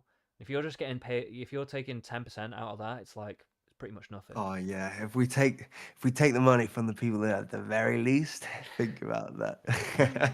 No, I'm just saying like that is not going to hit them as hard. And then if Yeah, you're yeah, also yeah. working on bringing prices down, then that money's going to go further. But 100%, like, and also like at my work, we have there's like certain schemes and stuff. Certain people, it's really not worth giving them a pay rise because it jumps them to the next tax bracket, and you just get absolutely bent over. It costs the company a load of money, but that all gets just taken away. So it's like, Yeah, raising wages 10% is would just a just be better. lazy way of thinking of all this stuff, in my opinion. It's for people that don't understand economics. That's what it's for, essentially. Like me. Nah, you Let's have keep pretty going. good. You have a pretty good grasp of it. We will raise specific taxes, and we've been really clear what they are. We've already dealt with the tax break on private schools. We want to end the non-dom status completely. I think that the super rich should be paying their tax. I want to get rid of the equity loopholes Okay, that I'm are there down with that. again for the super rich. And I think the oil and gas companies should be paying their fair share towards our energy. So Okay, I we will agree raise with that. those, but we Yeah, won't we raise the will. others. Rishi Sunak. Yes, well, we have already scrapped the non-dom regime and we have a 75% What's a windfall tax. non-dom You've left regime? it on the I'd love the sound of it, mate. Non-dom regime, just all subs. The nom-noms. I think they're on about the non-domicile. Oh, bloody hell. I think this is the Non-doms. loophole of you can have a headquarters outside of the country and then you pay Oh, that so tax. you can live here. Oh, yeah, yeah. Down with non-doms. Up with doms. Yeah. Right, let's go. Up with those. Am I right on that? Is that right? Is Yeah, that you are to do that? exactly correct, Yeah, my yeah. friend. Okay. But independent Treasury civil servants have costed... He's saying they abolished it. He's saying they got rid of it, but is that true? I don't think that's true. I don't think so. I thought that was what they were saying they wanted to do. So Wait, let's go back and just hit it. Where's the others? Rishi Sunak. Yes, well, we have already scrapped the non-dom regime and we have a 75% Not windfall in full, tax you've left a on energy loophole. companies. But independent Treasury civil servants have costed Labour's policies and it's £2,000. But you asked for This is specifics, Julie. nonsense. So let's have a specific Absolute difference. nonsense. Please let I've Mr Sunak announced finish. the triple lock us It's so that we raise the I'm sorry, but Rishi has been fucking interrupting like a motherfucker. Yeah, but that's based in Giga Chad. I mean, yeah, You should do that. it is kind of, and Kia should also be doing that as well. Yeah, exactly. But I hate don't that like... she's acting as if like he's doing it, like as if he's doing it so badly or whatever. You know who else is going to interrupt? Fucking Vladimir Putin. Okay. You're And our boy Kia is just going to curl up in a corner, whereas big boy Rishi, he's going to not let Vladimir get a word in edgeways. But on to the non-dom stuff. I've done my research now. As part of the March 2024 budget, Mr. Hunt says the non-dom tax regime will be phased out. So there you go. phased. You get a 50% discount in the first year of the new tax rules and include foreign assets held in a trust within UK inheritance tax framework. Apparently, it could raise 2.6 billion, baby. That's enough to fund the NHS for like a day, maybe. But yeah, this phasing out language, I don't know if I'm liking that. I feel like that's a little bit slimy. I'm feeling like they're figuring out ways to appear to be doing something and then not do it. You what? I don't know if we can just because it's like the non-dom stuff seems like it's probably big business stuff. I Yeah. don't think you can do hard pivots on Microsoft probably has to do a lot of changing around to actually No, kind of... if you are going to do it, you would have to do it in a particular way where you can ingratiate them into it, right? But what I mean to say is this whole phasing thing feels like a way to say that they're trying to do something that they're not actually going to do. If you know what I mean. I'm just being very cynical about that, just because 100%. If my missus is like, Harry, you need to start doing the washing up, I'll be like, right, we're going to phase that in. we'll phase that in. So yeah. So I'm not fully convinced by this. If they do it, I mean, I'd eat my words on that. But like, I'm very cynical about Tories doing shit like that. I don't believe. Bro, I think you have every right. I think you have every right for that cynicism. Yeah. Let's see what our boys have to say. The personal allowance for pensioners and ensure that the state pension is never subject to tax. That's all you'll get under a future Conservative government. Keir Starmer hasn't matched that pledge, which means for the first time in our country's history, if Labour are elected, pensioners will pay tax. I do not think that is right, and you should explain to everyone why you think pensioners will be paying a retirement tax under your government. Briefly, please, Keir Starmer. Okay, if that's true, that is a pretty big question. That's true, he's fucked, yeah. Yeah. Prime Minister's done so far in the 2 weeks of this campaign is to make desperate gimmicks and put them on the table. He's told us he's going to get rid, it's their policy to get rid of national insurance altogether. That's £46 billion. He said it's their policy to get rid of inheritance tax. That's £10 billion. He says he's going to get rid of tax on pensioners. You're just talking nonsense. But just answer the specific question.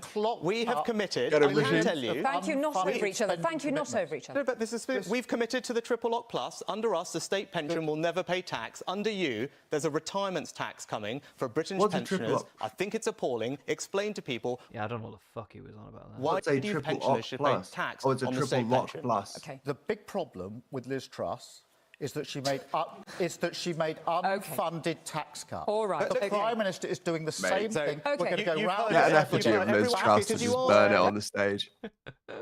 It's wild. Yeah, that poor woman. She's watching this at home tonight with a big glass of wine, just like, what the fuck, guys? She was there for like, what, was it 12 weeks or something?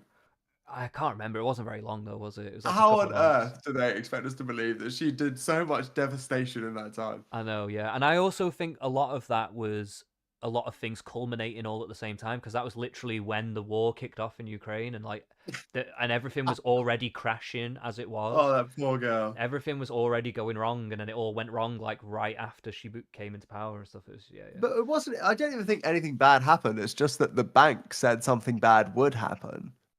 There was all speculation things about it, and also Yeah. and I think also just the changing of the Prime Minister and all that stuff. That Yeah, creates... just the fact that we had a woman come in, literally, and the panic in business as a whole was absolutely unshakable. Listen, right.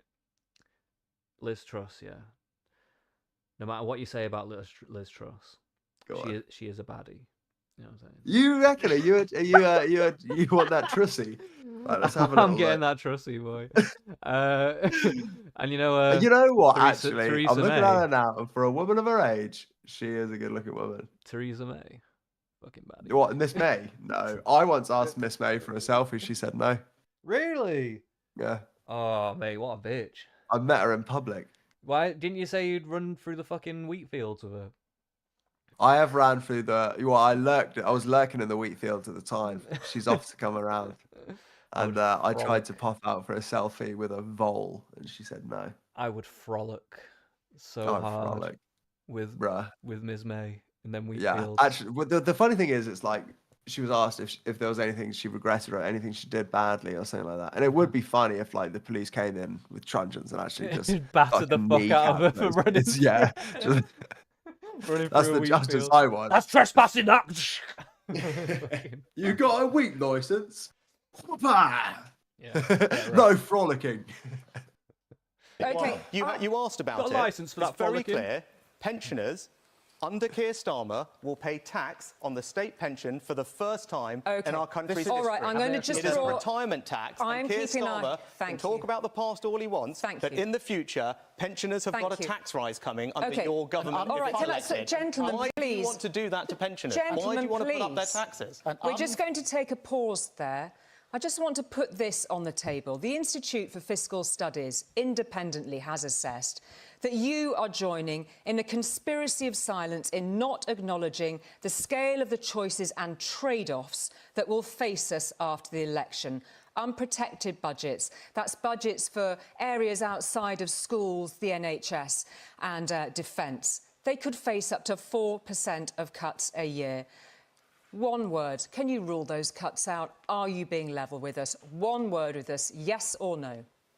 We're going to continue investing record sums in public service. One word. Yes or no? No, we're not going to go back to austerity. I ran a public service for 5 years, the Crown Prosecution Service. I know how hard it is. Thank you very much indeed. You just got absolutely cucked. Thank you, Keir Starmer. Thank you, Rishi Sunak. For the time being, we will take a breath.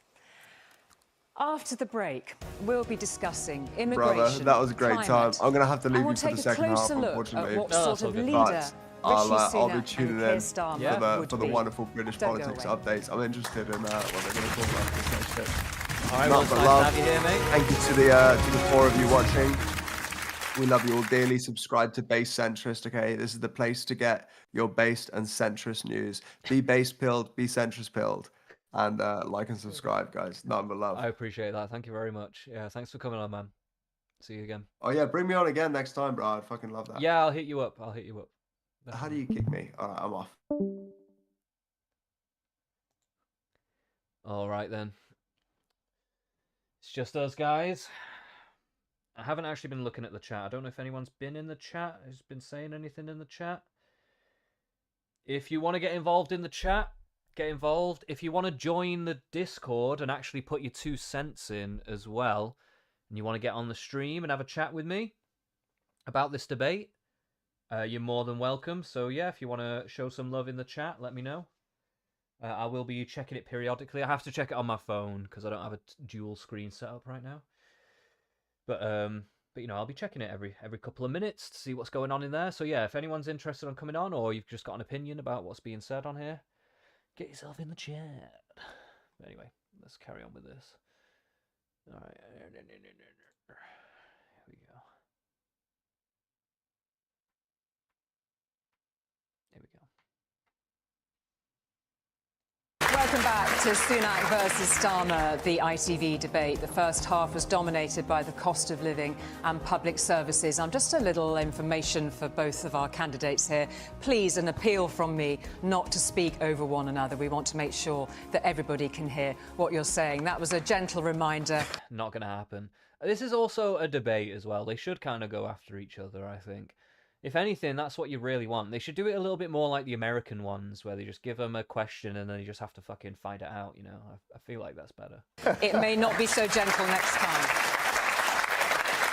No, just give them fucking massive Klingon weapons, you know, the big blade things like this, and just have them fight to the death, you know?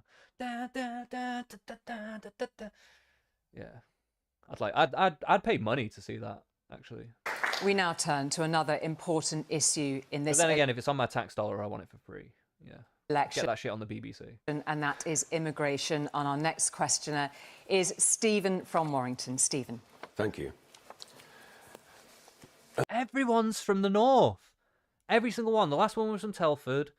There was one from Huddersfield. And then there was this fella. Where was he? Warrington. Everyone's a northerner in here. I wonder why that is. Politicians have broken so many promises on immigration. Why should I trust either of you to do anything about such large numbers of people risking their lives to cross the channel to gain access to the UK illegally? Thank you very much indeed, Stephen. Rishi Sunak. Stephen, immigration is too high, and we will need to take bold action to bring it down, whether that's legal migration, where we're going to introduce a new legal cap to guarantee that it will come down every year, or the boats, which you mentioned, where we got the numbers down last year by a third, and now we have a deterrent ready to go. Migrants have been detained, the flights will go in July, but only if I'm your Prime Minister. If Keir Starmer's elected, all those people will be released, the flights will be cancelled, and we will have no deterrent to stop the unfairness of people crossing in boats. So that's the choice for you at this election. Stick to our plan, and illegal migrants will be on the... But I swear, it's been record highs of illegal immigration into the UK. It's been record highs, I swear to God. Record highs, illegal immigration, UK.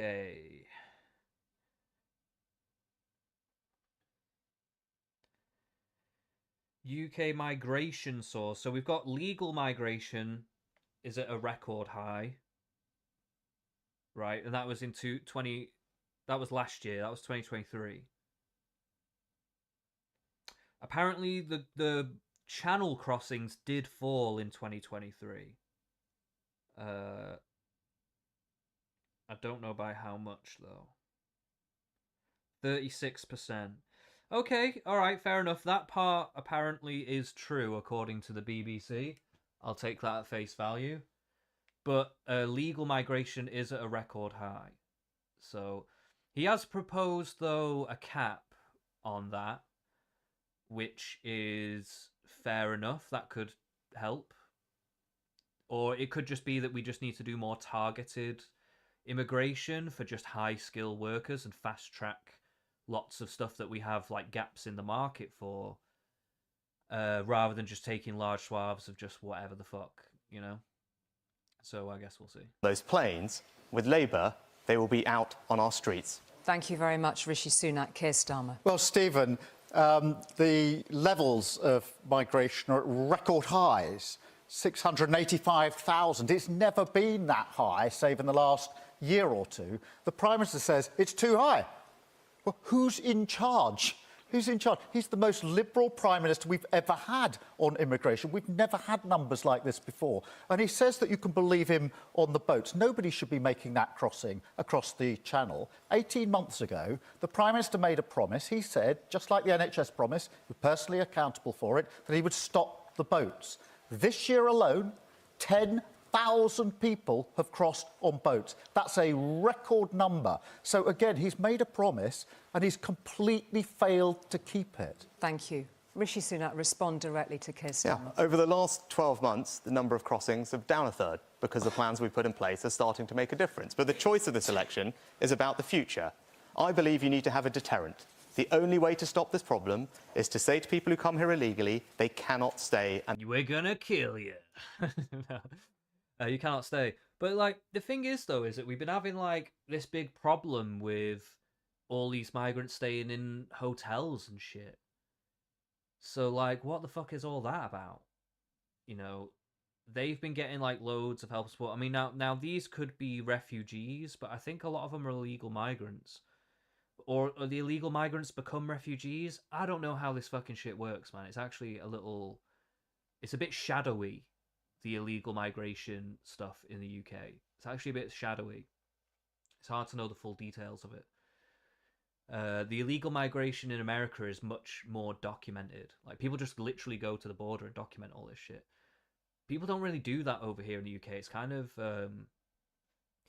glossed over. Like, they'll say that boats have come over, but they won't really give you, like, I don't know, more on the ground kind of stuff. But anyway, yeah.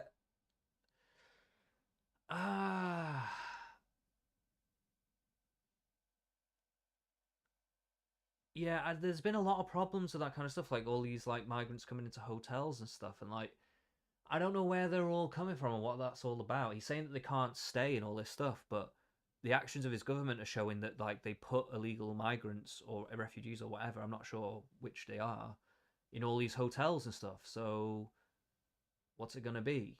You know, I don't know. It doesn't seem like that is what they're doing generally. But he does say that they're down. I don't know how they're down by 30%. I don't know what they did to bring it down. But yeah, apparently they do have all these people lined up for deportation as well soon. I don't know how many, but there's going to be some big mass deportation fairly soon, apparently. So I don't know. I guess that's the thing. I don't know. I don't know how much what that's going to be. And they will be removed. If I'm your Prime Minister, the planes will go to Rwanda, we will have a deterrent. So the simple question for Keir Starmer is, what would... So, he means that will become a deterrent because once they get that first wave off, then they'll have that kind of thing in motion, and that will be like, okay, people will then know that, like, when they come here, they're just going... They're basically just taking a long trip to Rwanda. That's what they're doing if they come here. Which is, you know, fair enough. I'm not really against the whole sending them to Rwanda thing. I guess they have a choice, right? It's either go back where you came from or go to Rwanda. I guess that's literally the two things that they've got. So, and I don't know why Rwanda have agreed to this. I'm assuming that they're just like, we've got labor shortages or something, and so fuck it, just give them to us, we'll have them. Is that what's happening? I have no clue why Rwanda is even signed up to this. No clue at all. What will you do with people who come here illegally? What will you do with them? Well, very simply, what will you do with them? That's what I'm going to do. We'll have a deterrent. What are you going to do? We need to smash the gangs that are running this vile trade, making a huge amount of money, putting some of the most vulnerable people in boats across the channel. They're making a fortune. Before I was a politician, Stephen, I was the Director of Public Prosecutions, and I worked with the police and prosecutors in other countries to bring down terrorist gangs who are running across borders. I do not believe it's impossible to bring down these gangs. What I won't do is engage in an expensive gimmick, the Rwanda scheme. If he believed it was going to work, he wouldn't have called an election before it can be tested. He wouldn't have done it. So, Keir Starmer said, smash the gangs. We put new laws in Parliament that have now led to almost 1,000 criminals and people smugglers being arrested, serving hundreds of years in jail. Because we do need to smash the gangs. Keir Starmer voted against those laws. So, as ever, you say one thing... Yeah, like, okay, that's pretty good. I'm gonna assume that's true, right? If that's what's happened, okay, that's pretty decent. That's a start. What is Keir Starmer has apparently opposed these laws. I don't know on what grounds. But does Keir Starmer want harsher ones? I don't know. Does he want harsher laws? I don't know. What's going on here? What's the disagreement? Here, but your track record says something completely different, and you can't be trusted to tackle immigration. Well, so why are the numbers? Why are the numbers this year 10,000 record numbers? Why is that? Because this is a challenge. This is a growing challenge, but I've got a plan to deal with it because I'm going to put people on planes. What are you going to do with them? I can tell everyone what I'm going to do. You might not like it, but I've got a plan because we've got to have a deterrent. What are you going to do? Just tell everybody. What are you going to do with illegal migrants who arrive? Please, can we please, gentlemen, we will lower our voices. Keir Starmer, please respond directly to Rishi Sunak. There's a pattern of behaviour here. He said he would get waiting lists down. They've gone up. He said he would stop the boats. We've got record numbers coming. The promises he makes are not worth the paper they're written on. His plan is failing. We do have to deal with this problem, Stephen. We absolutely have to deal with it. We have to smash the gangs that are doing. I will never accept that the only criminal gangs that can't be taken down are these vile gangs. I've taken down terrorist gangs in my past. I've seen how it's done. I know it can be done. We'll have a border security command if I'm Prime Minister, and we will get that done and stop this vile trade and those boats coming over with very vulnerable people. Thank you very much. I'm just going to... Okay, so he's got some kind of plan for this, but yeah, I don't know. So would he keep Rishi's laws and just create a new thing? I don't know. I don't know how all this shit is working. He's because then it's all like this stopping and starting, right? If he gets rid of what Rishi's doing, then they've got to create this new thing. Yeah, I don't know, but he's saying that he'd set it up. I mean, it sounds good, but I like he does have.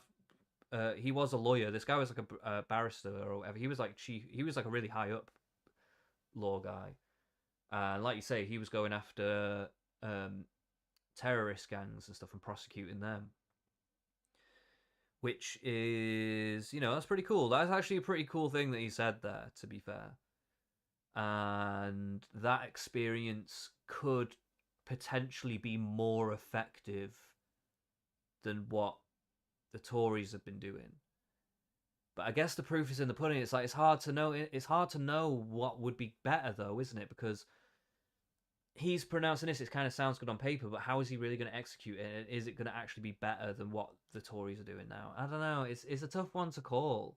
I want to say I like his approach, like what he just said. I kind of like it, but I'm just dubious of the details, I guess, is my issue here. And that's probably going to be my issue, and has been my issue, throughout a lot of this, to be fair. Look, I'm just going to call a pause there. Thank you very much. A very specific question to you, if I may, Rishi Sunak, and that is on the European Convention on Human Rights. If your Rwanda plan is blocked by the courts, and will this appear in your manifesto, that you would remove the UK from the European Convention on Human Rights? Is that part of your plan? Will that be in your manifesto? I'm crystal clear. I believe all our plans are compliant with our international obligations, but if I'm forced to choose between securing our borders and our country's security or a foreign court, I'm going to choose our country's security every single time. Okay, that's a pretty strong answer. That's actually a very strong answer. Fair enough. I do like that. So that's a yes. Excuse me, can I be clear? That is a yes. I've been crystal clear. I will choose our country's security ahead of membership of a foreign court every single time. Very, very clear. I mean, it wasn't actually a yes, actually. So I am going to note that. But, you know, he's suggesting that he would ditch that. And that whole thing, I don't even know what the debate is around that. Like, the EU Court of Human Rights and everything. Like, why do we even need to comply with that anyway? We're not even in the EU. I don't even understand. Why does that even matter? Yeah, I don't know. Answer, Keir Starmer, respond to that directly to Rishi Sunak, please. No, if I'm Prime Minister, we will not pull out of international agreements and international law, which is respected the world over. Because I want the UK to be a respected player on the global stage, not a pariah who doesn't agree with international law. And those laws were put in place after the Second World War, after the horrors of the Second World War, when all governments, all countries came together and said, never again. And it was a Conservative government. Churchill's fingerprints are on this instrument. So important was it for the Conservative Party. This Conservative Party is a million miles away from the Conservative Party of old. I have a direct question to put to you, Keir. Okay, right, okay, fair enough. So these are like historical human rights things. That doesn't necessarily mean that we're going to suddenly not have human rights, right? I don't believe that. He's just saying he's not going to comply with their shit. But to be fair, the chances of them like being against it or striking it down, I think was probably quite low. So you probably won't even have to do that anyway, I would imagine. Right? I don't know. Keir Starmer, you sound quite similar. Just to confirm for both of you, on the issue of safe routes. Are safe routes for people crossing the Channel not the answer? Keir Starmer.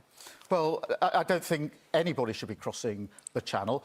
In relation to some countries, I do agree with safe routes. So, for example, well, just give me the example, Afghanistan, where everybody will observe the terrible scenes when the Taliban took over, and people risk their lives to interpret for our forces, etc.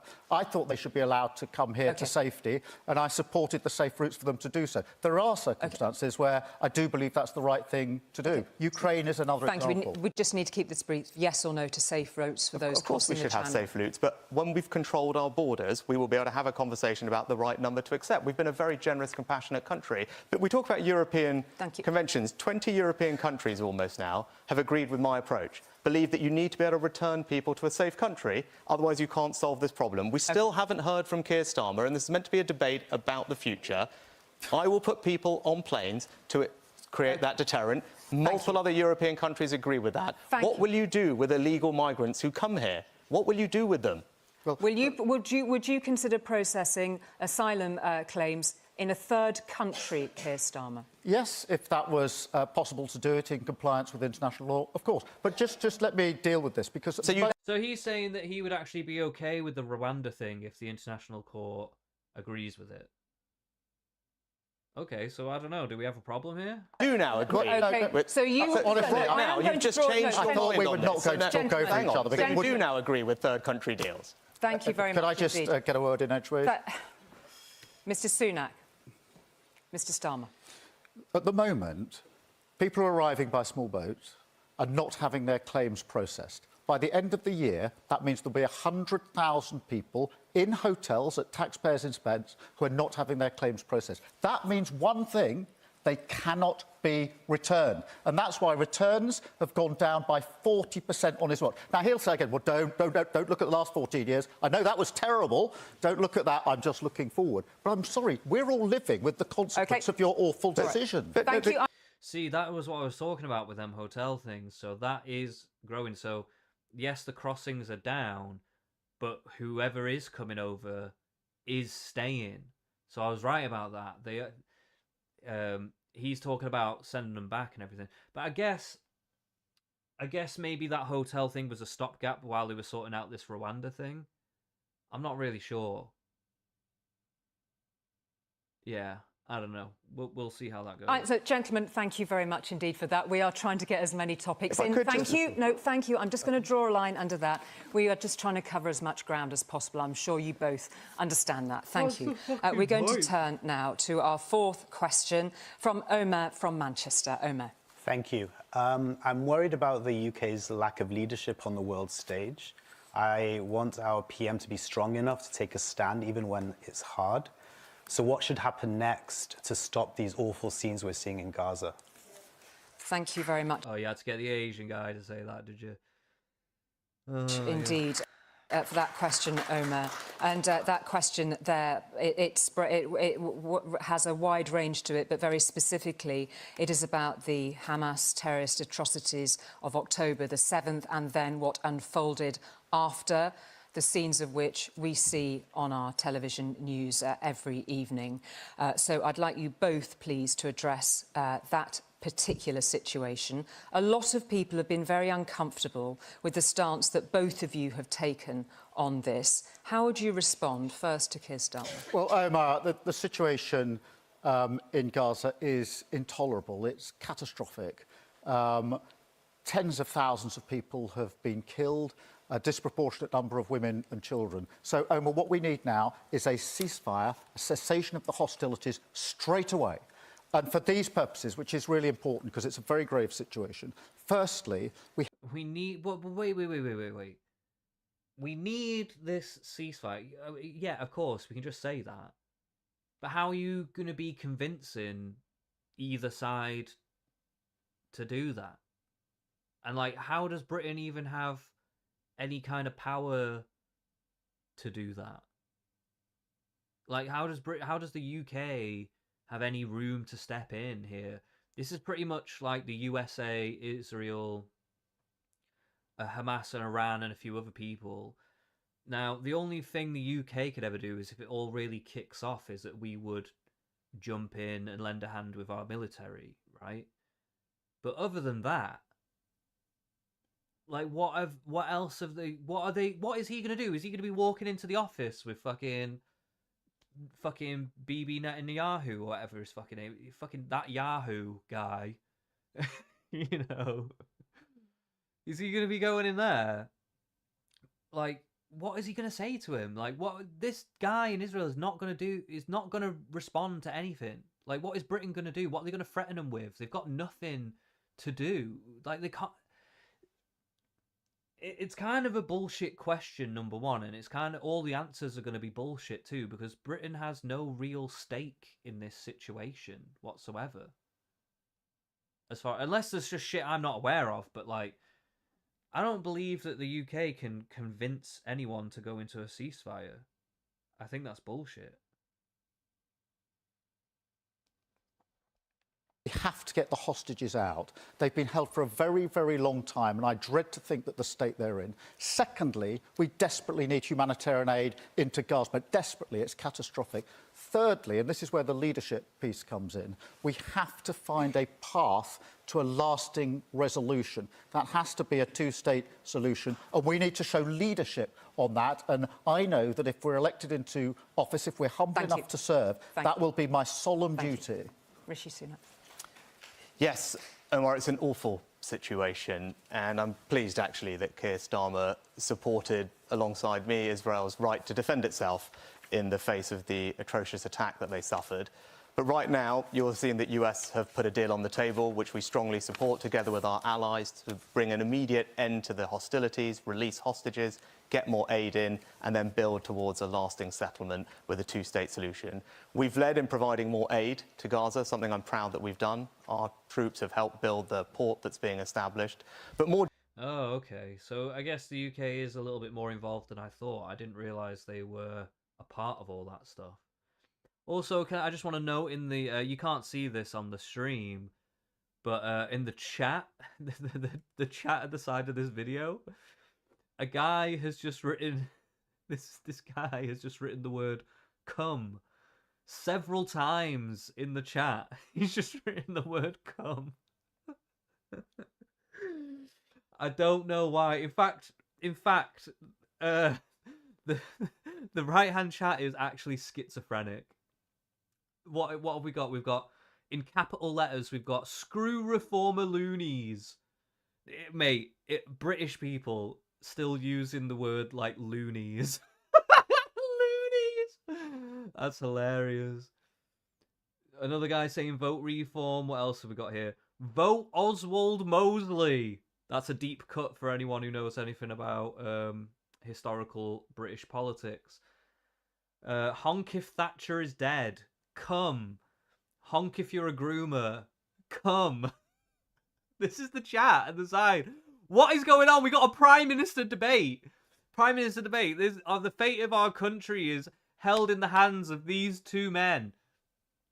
And we've got people writing the word come in the fucking side chat. What is that about?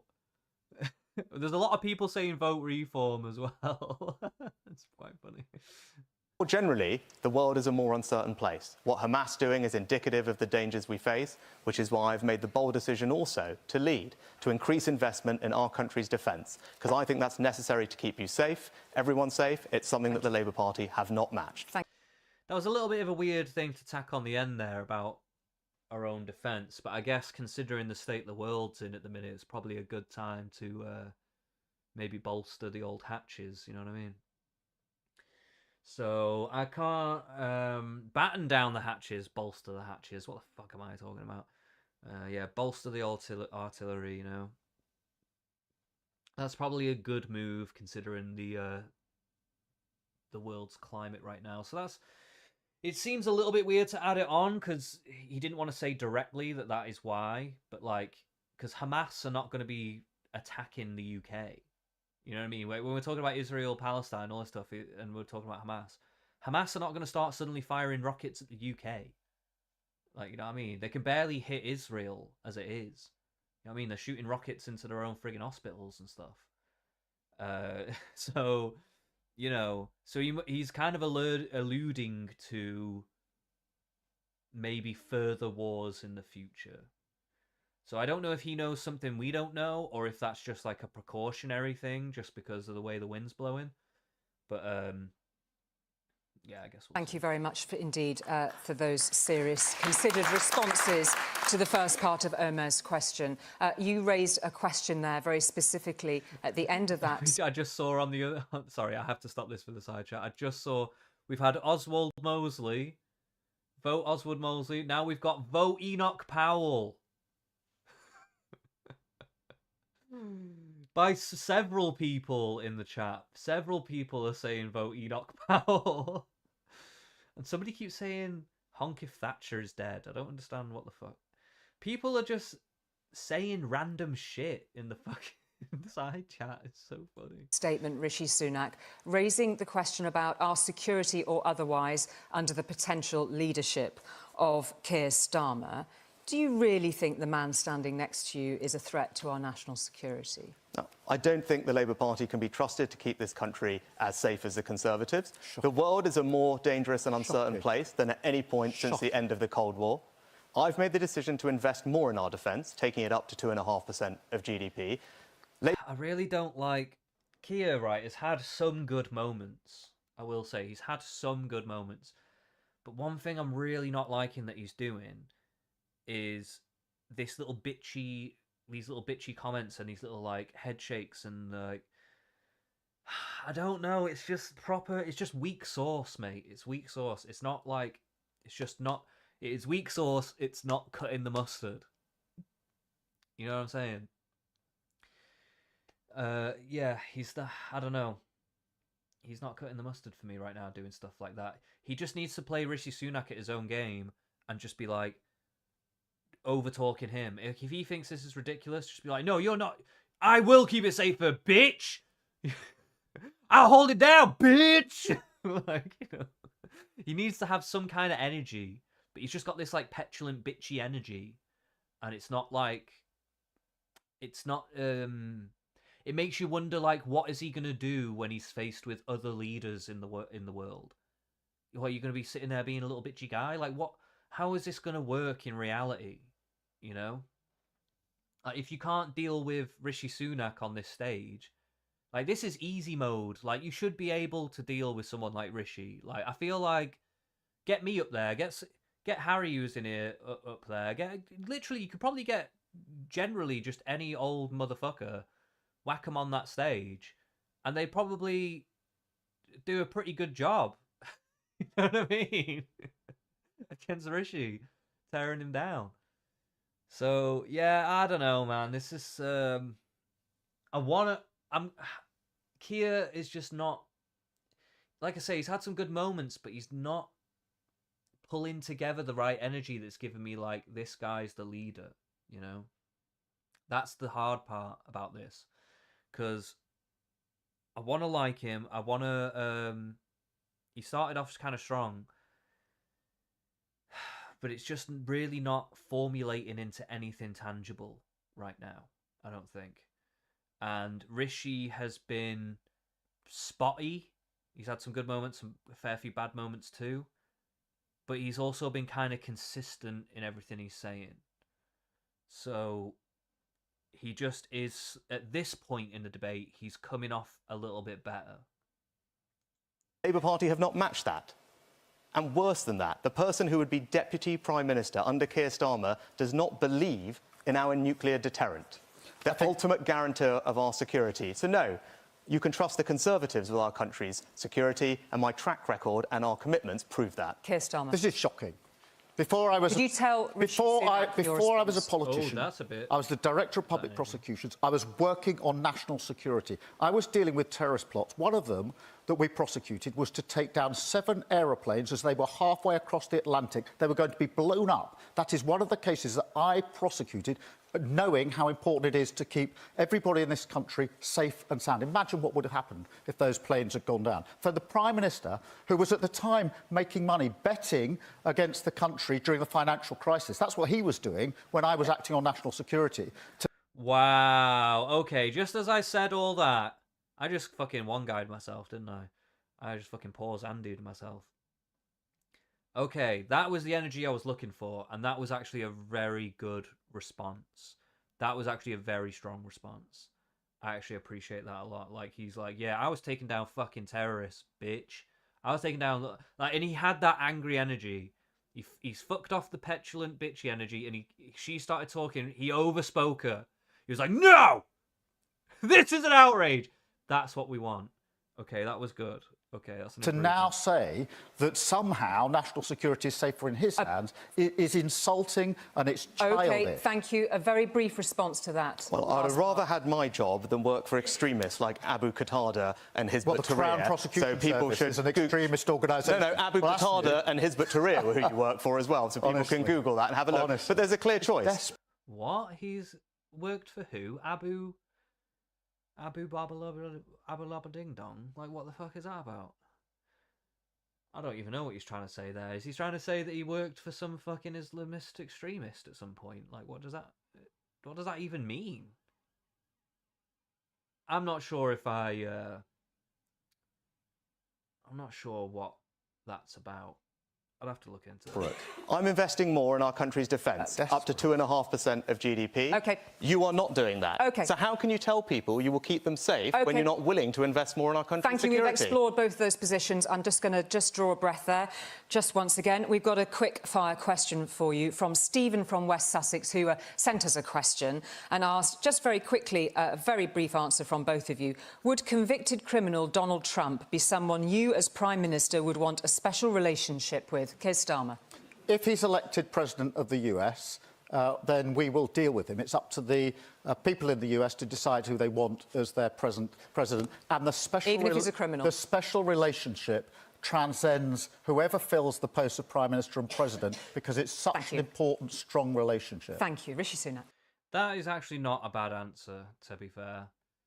She's like being like, if he's a criminal, like, who gives a shit? Like, a lot of those fucking guys like Bush and Obama and Tony Blair and fucking whoever else the fuck, like fucking David Cameron and stuff.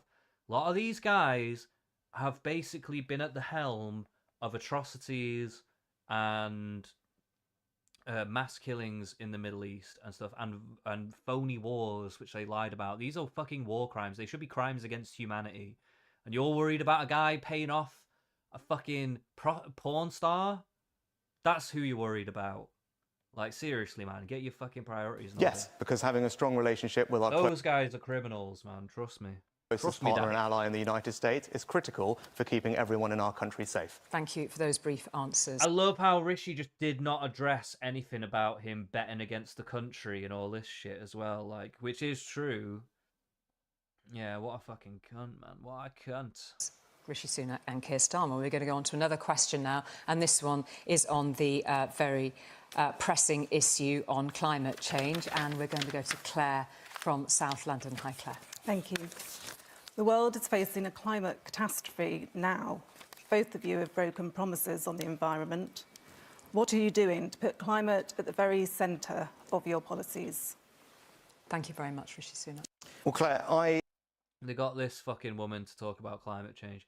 The last two people, everyone, actually, to be fair, pretty much everyone that's asked a question has been a very subtle stereotype. Every single one. The guy from Warrington is the guy that is worried about immigration. You know what I'm saying? Like, he is like a kind of stereotype of a guy that would be like worried about immigration. She's a stereotype of somebody who's worried about climate change. You know what I'm saying? Like, it's very weird. I have two young girls, and this is what they talk to me about more than anything else. And of course, we're going to tackle climate change and get to net zero. This election is about how we do it.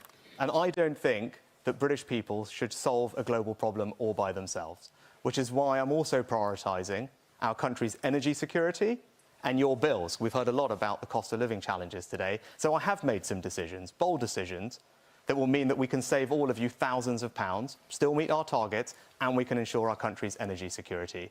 The contrast is clear at this election, because Keir Starmer will reverse all of the changes I've made. That's going to cost everyone and you thousands of pounds and make our country less energy secure by banning North Sea energy. Okay. And that, I don't think, is a right course for our country. Rishi Sunak, thank you. Keir Starmer. This £2,000 he keeps saying it's going to cost is absolute garbage. We won't go into the details of it. But Claire, let me address your point, because this is really important. A transition is coming that's very important when it comes, for example, to energy, a transition to renewables.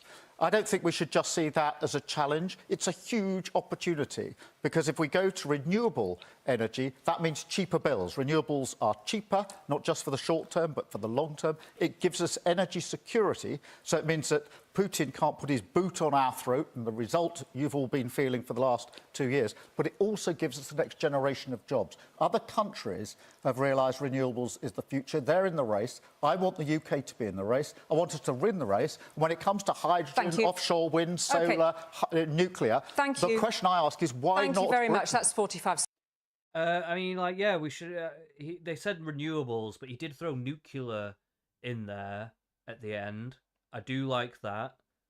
So, and he's on about being energy independent, so that wars and stuff like that overseas can't affect us in that way. And you know what? He's totally right. I agree with him. I think that was actually a good answer. Seconds, Keir Starmer. We're going to try and stick to the rules if we can. There's a very specific point that Claire makes in her question. Both of you have broken. But you've got to do that. That's a long-term kind of commitment, right? That's actually quite a long-term commitment. Like, you can't just switch all that shit. Like, if he is right in saying that they would get rid of the North Oil Sea, but they haven't even gotten the nuclear power plants built or the renewable stuff built first, then you're fucked. I don't know if they would do it that way. Surely Keir Starmer is not that retarded, but like, you know, you never know with this shit. He might do it to like placate the fucking environmental voters, but I don't think so. I don't think so. Like that sounds like a good plan. I got trust in that he would probably do that right. In your promises on the environment, will you acknowledge that, right, Rishi Sunak? No, we're going to stick to the targets we've put in place, but we're going to do it in a way that saves you all money. I'm not going to impose thousands of pounds of costs on you to arbitrarily rip out your boiler, change your car, convert your home. When we've been talking about the cost of living challenges earlier in this debate, I don't think adding thousands of pounds of cost to you is the right thing. Now, Keir Starmer is going to reverse those changes that I made. Okay, so everyone is facing thousands of pounds of higher bills. That is the choice at this election. Let Keir Starmer respond to that and address the issue of broken promises. Well, please respond directly to what... It's hard to respond because he's making it up as he goes along. But let me do the best that I can, because the promise I made was clean power by 2030. It's one of my 5 missions, Claire, one of the most important things that I want an incoming Labour government... 2030? Bitch, we're only in 2024. That's 6 years. So if you get in from now, you're saying in about 6 years... Well, it's more like 5.5 years. In 5.5 years, you can get us to a clean energy. I'm very dubious about that. Like, what the fuck? Driving sense of purpose to achieve clean power by 2030. That's the promise I've made. That's the promise I'll keep. It'll be in our manifesto. It'll be fully costed and fully funded. But the Prime Minister... I don't like that he keeps saying that phrase from when Jeremy Corbyn was coming up as well. Jeremy Corbyn kept saying that as well. And... it just seems dead disingenuous, like, because it's not actually specific. You're saying it's fully costed. How? Like, what are you talking about? Where? How are you getting the money for it? Like, you can't just say something like that. It's like I say, and I said this when we started, lots of nebulous statements like that. That's what you get a lot in UK politics. And I suppose, in a certain respect, Donald Trump and American politicians can be a bit like that as well.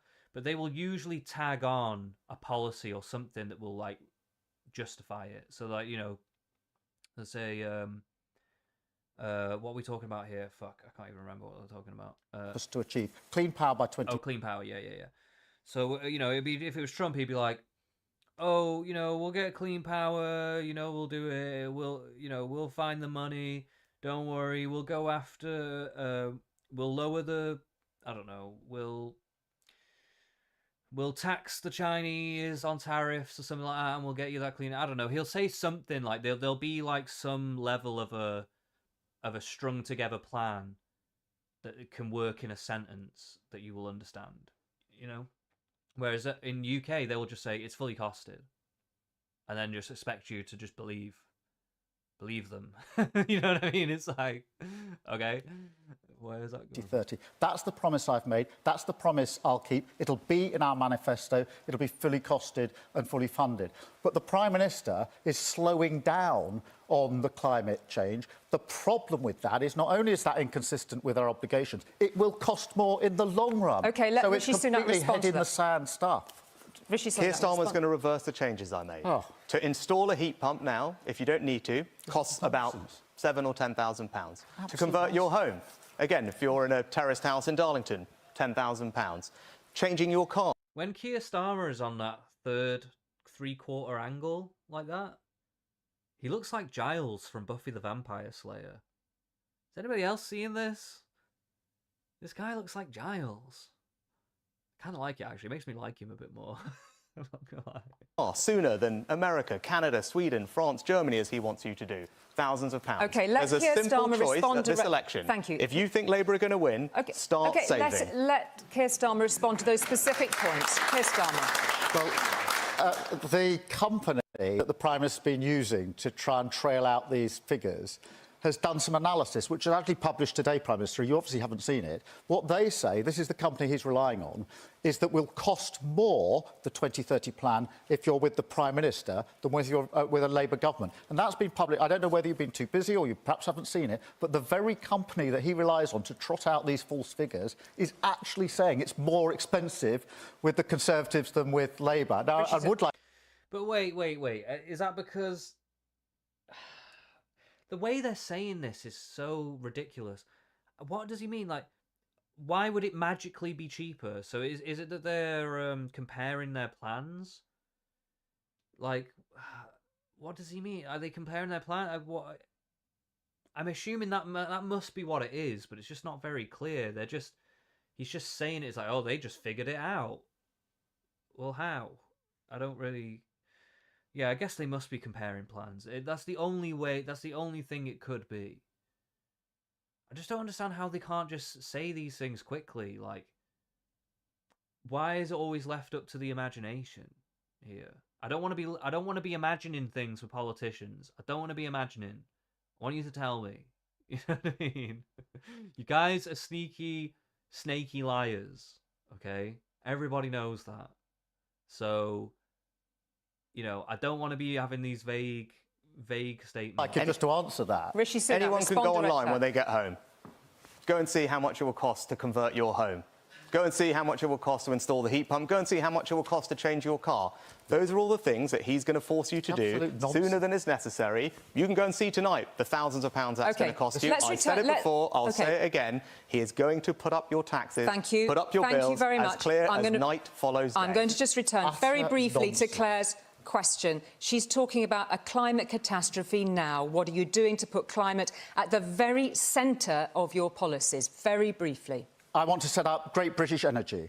This is a publicly owned company that will generate energy, that will have investment alongside it. It'll be owned by the taxpayer, making money for the taxpayer, and drive us to renewables so that we can have lower bills, secure energy, and the jobs of the future. I also think that we should insulate our houses because I think people are paying far too much in their bills, and and that was a project that was started 10 years ago and cancelled under the Conservatives when they said cut the green crap. We've lost 10 years. I'd get on with it and get your bills down because people are fed up with energy bills. Okay. I mean, this is probably one of the stronger policy elements that I actually really like about what Keir's trying to bring. This whole energy thing, this whole energy independent thing is so fucking important. In fact, I'm actually willing to say that, especially in this election, that is something that I would say I would be pushed to say that I could be a single issue voter on. I'm not normally a single issue voter, but just on that alone, on trying to get nuclear energy and doing all these renewables and being energy independent is so fucking important, especially going into the future now, especially with all this shit going on. I think, like, if anything, that could swing it for me, just that, to be honest. It depends what Rishi's got to say about it, but I don't know. That's just such a big deal, and it has been a big deal for a long time. And to be fair, bringing down energy bills, those are some of the biggest bills. So, yeah, you know, and so far he's one of the few people that's actually mentioned bringing prices down. So, you know, I have to say there's a few points here, and I have to say, people saying that Keir Starmer hasn't done that well in this debate. He's definitely had a few stumbles. I'll say that he's definitely had a few stumbles. Have they mentioned nuclear power? Says Harry. I see Giles. If you think Labour are going to win, start saving was a good line. That was a good line. But I still think, like, overall, though, I think Keir's actually winning it out for me so far, and I'm actually not fully understanding. He's definitely fumbled a few moments. He's definitely looked a bit weak here and there. But overall, and some of the policies he's talking about, I can gel with a little bit more at this point. But we'll see if Rishi has anything to say about nuclear. Gone through the roof. Thank you very much indeed for that. We've got another question, a very important question from Miles from Ilford for both of you. Now, hey, Miles. Thank you. Like many young people, I completed my final years of sixth form under COVID restrictions, started university under them, and have had to deal with the cost of living. Did he have to come with a little, like, kind of school-looking shirt and tie thing on, just to be like, I'm a school person, I represent the school people?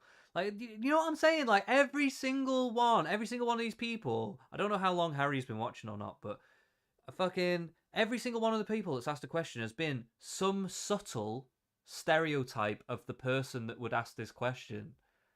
It's so... I hate this. Let them be normal people.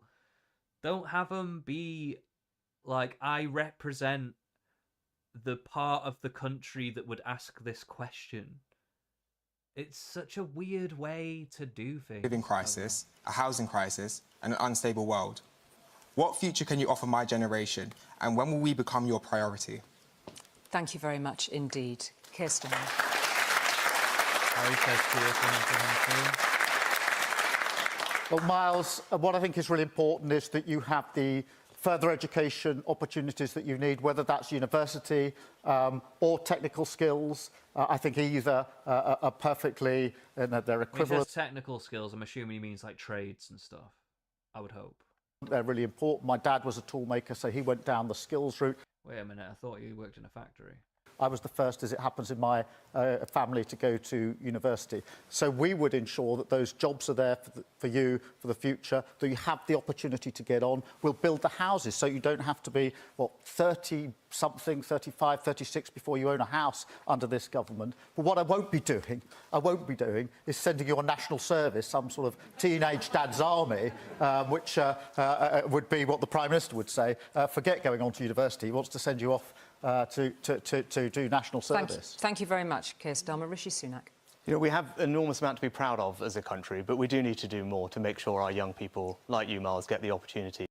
Also, Keir, just on that sentiment, he just didn't really say anything that tangible there, did he? Like, oh, I want you to give you a university and technical skills and stuff like that. But what do you mean? Like, do you mean you're getting rid of tuition fees? Like, what is... I don't understand what you're really doing any different than what we already have at this point. Like, you know, he's gone to sixth form, he could probably go to university. Like, what? Yeah, I don't know. He didn't really seem to say anything there, really. That they deserve. So that's why we will introduce a modern form of national service. And I think it's going to be transformational for young people in our country, giving them the skills and opportunities they need to succeed in life, fostering a culture of service in our society, bringing it together, but also strengthening our resilience and security for the future. What does he mean by national service? He's saying a revolutionary, like a modern version of it. So could this be not necessarily military, but some kind of civil service? So, like, he's going to do national service, but it could be military, NHS, it could be, you know, like civil service, social services, maybe. Because that is actually not a bad idea. That is actually an insanely good idea.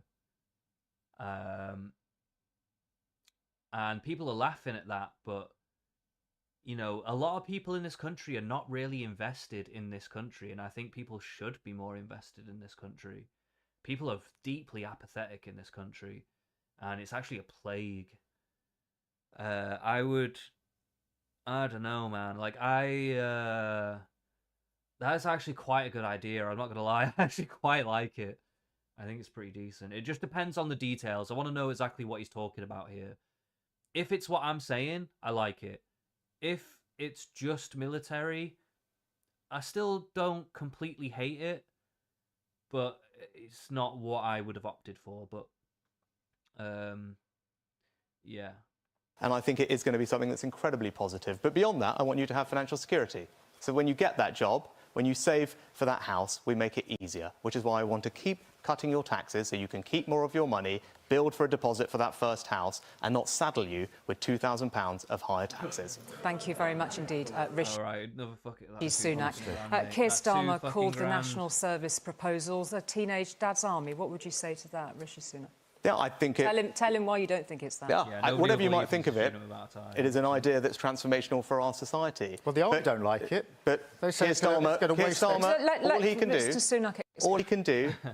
Harry says, I swear these guys have a family member for every job needed. Yeah, Anytime they need to relate a story, it's like, oh, I got a family member who used to do exactly what you do.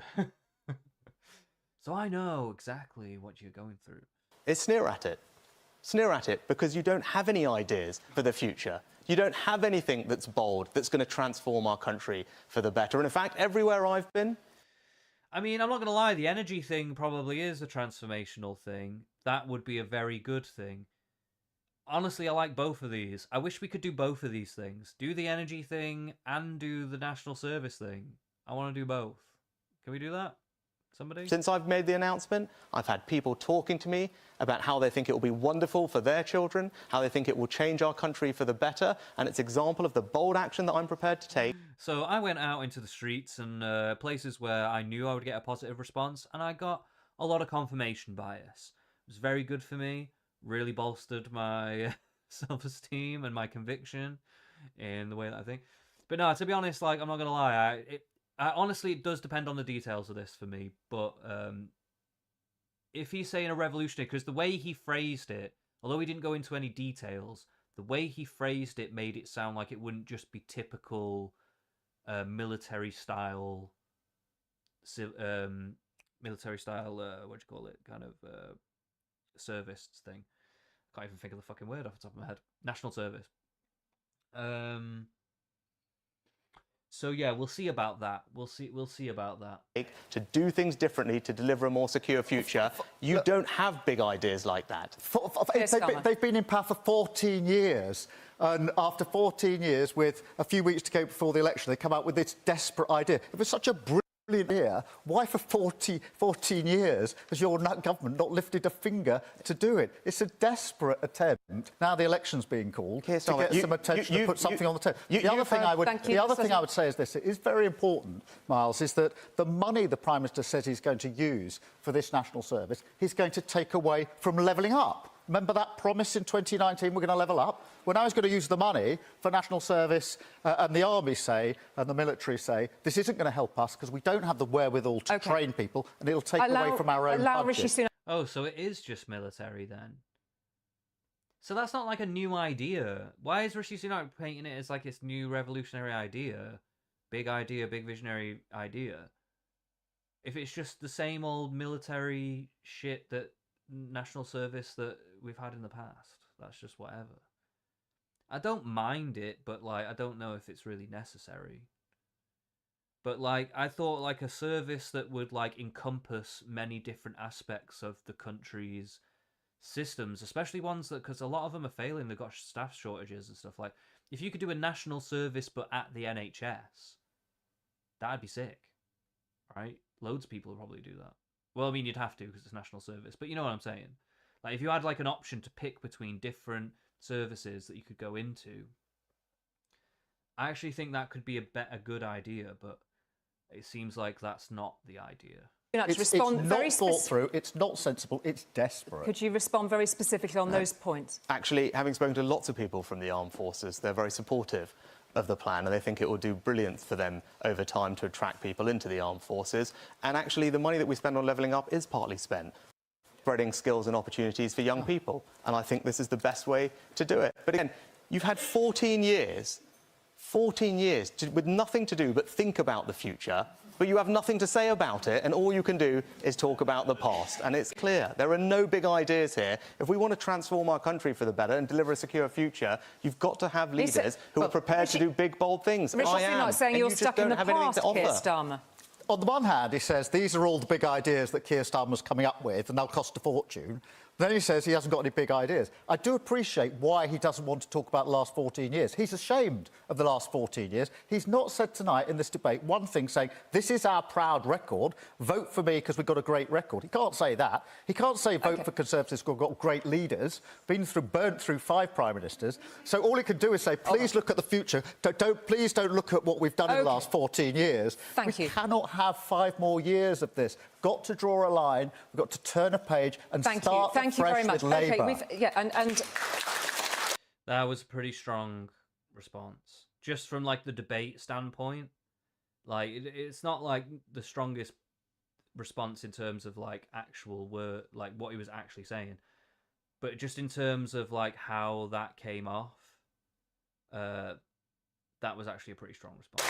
Miles is listening very patiently to all of this, and I want to root this in his question, whatever the to and fro on that issue may have. The side chat, man. The side chat is cracking me up. There's been so much random shit in there. Now we've got, on the side chat, we've got eat the poop. What the fuck? Eat the poop. That's in there several times. What the fuck? Been between the two of you. You're both homeowners. I don't know if Harry's still in the chat, but they were saying vote Oswald Mosley and vote Enoch Powell. The most common living arrangement for 18 to 34-year-olds is living with their parents. Do the young need to change their expectations of home ownership now? Harry says it's a great point that they've had 14 years. That's true. I think, though, the way that I'm looking at that, though, is that it's kind of a strong... It sounds strong, but it's also a little weak, because to me, I don't know if other people are going to be thinking this. I think maybe this is just me, but when you consider that, like, in the last 14 years, like, it's been different people in that government. There's been different MPs voted in and out. There's people that have lost their seats. Like, this is not necessarily the same Tory government of 14 years ago, or even 5 years ago. I mean, a lot of them are still there, but like, even people like fucking Gove has left not long ago, and he's not, you know, whatever. So there is some that have been about for a lot of that time, and there is still quite a few of them around, but it's not. I wouldn't say it's the same. You know, they've shuffled people around. It's all like there's different people in there. So to me, like, the devil's in the details. Like, you know, what?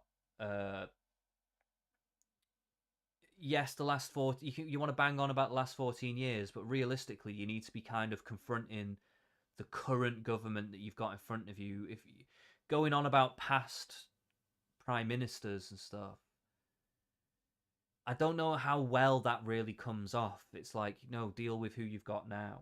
I guess that's just kind of how I'm looking at it, yeah.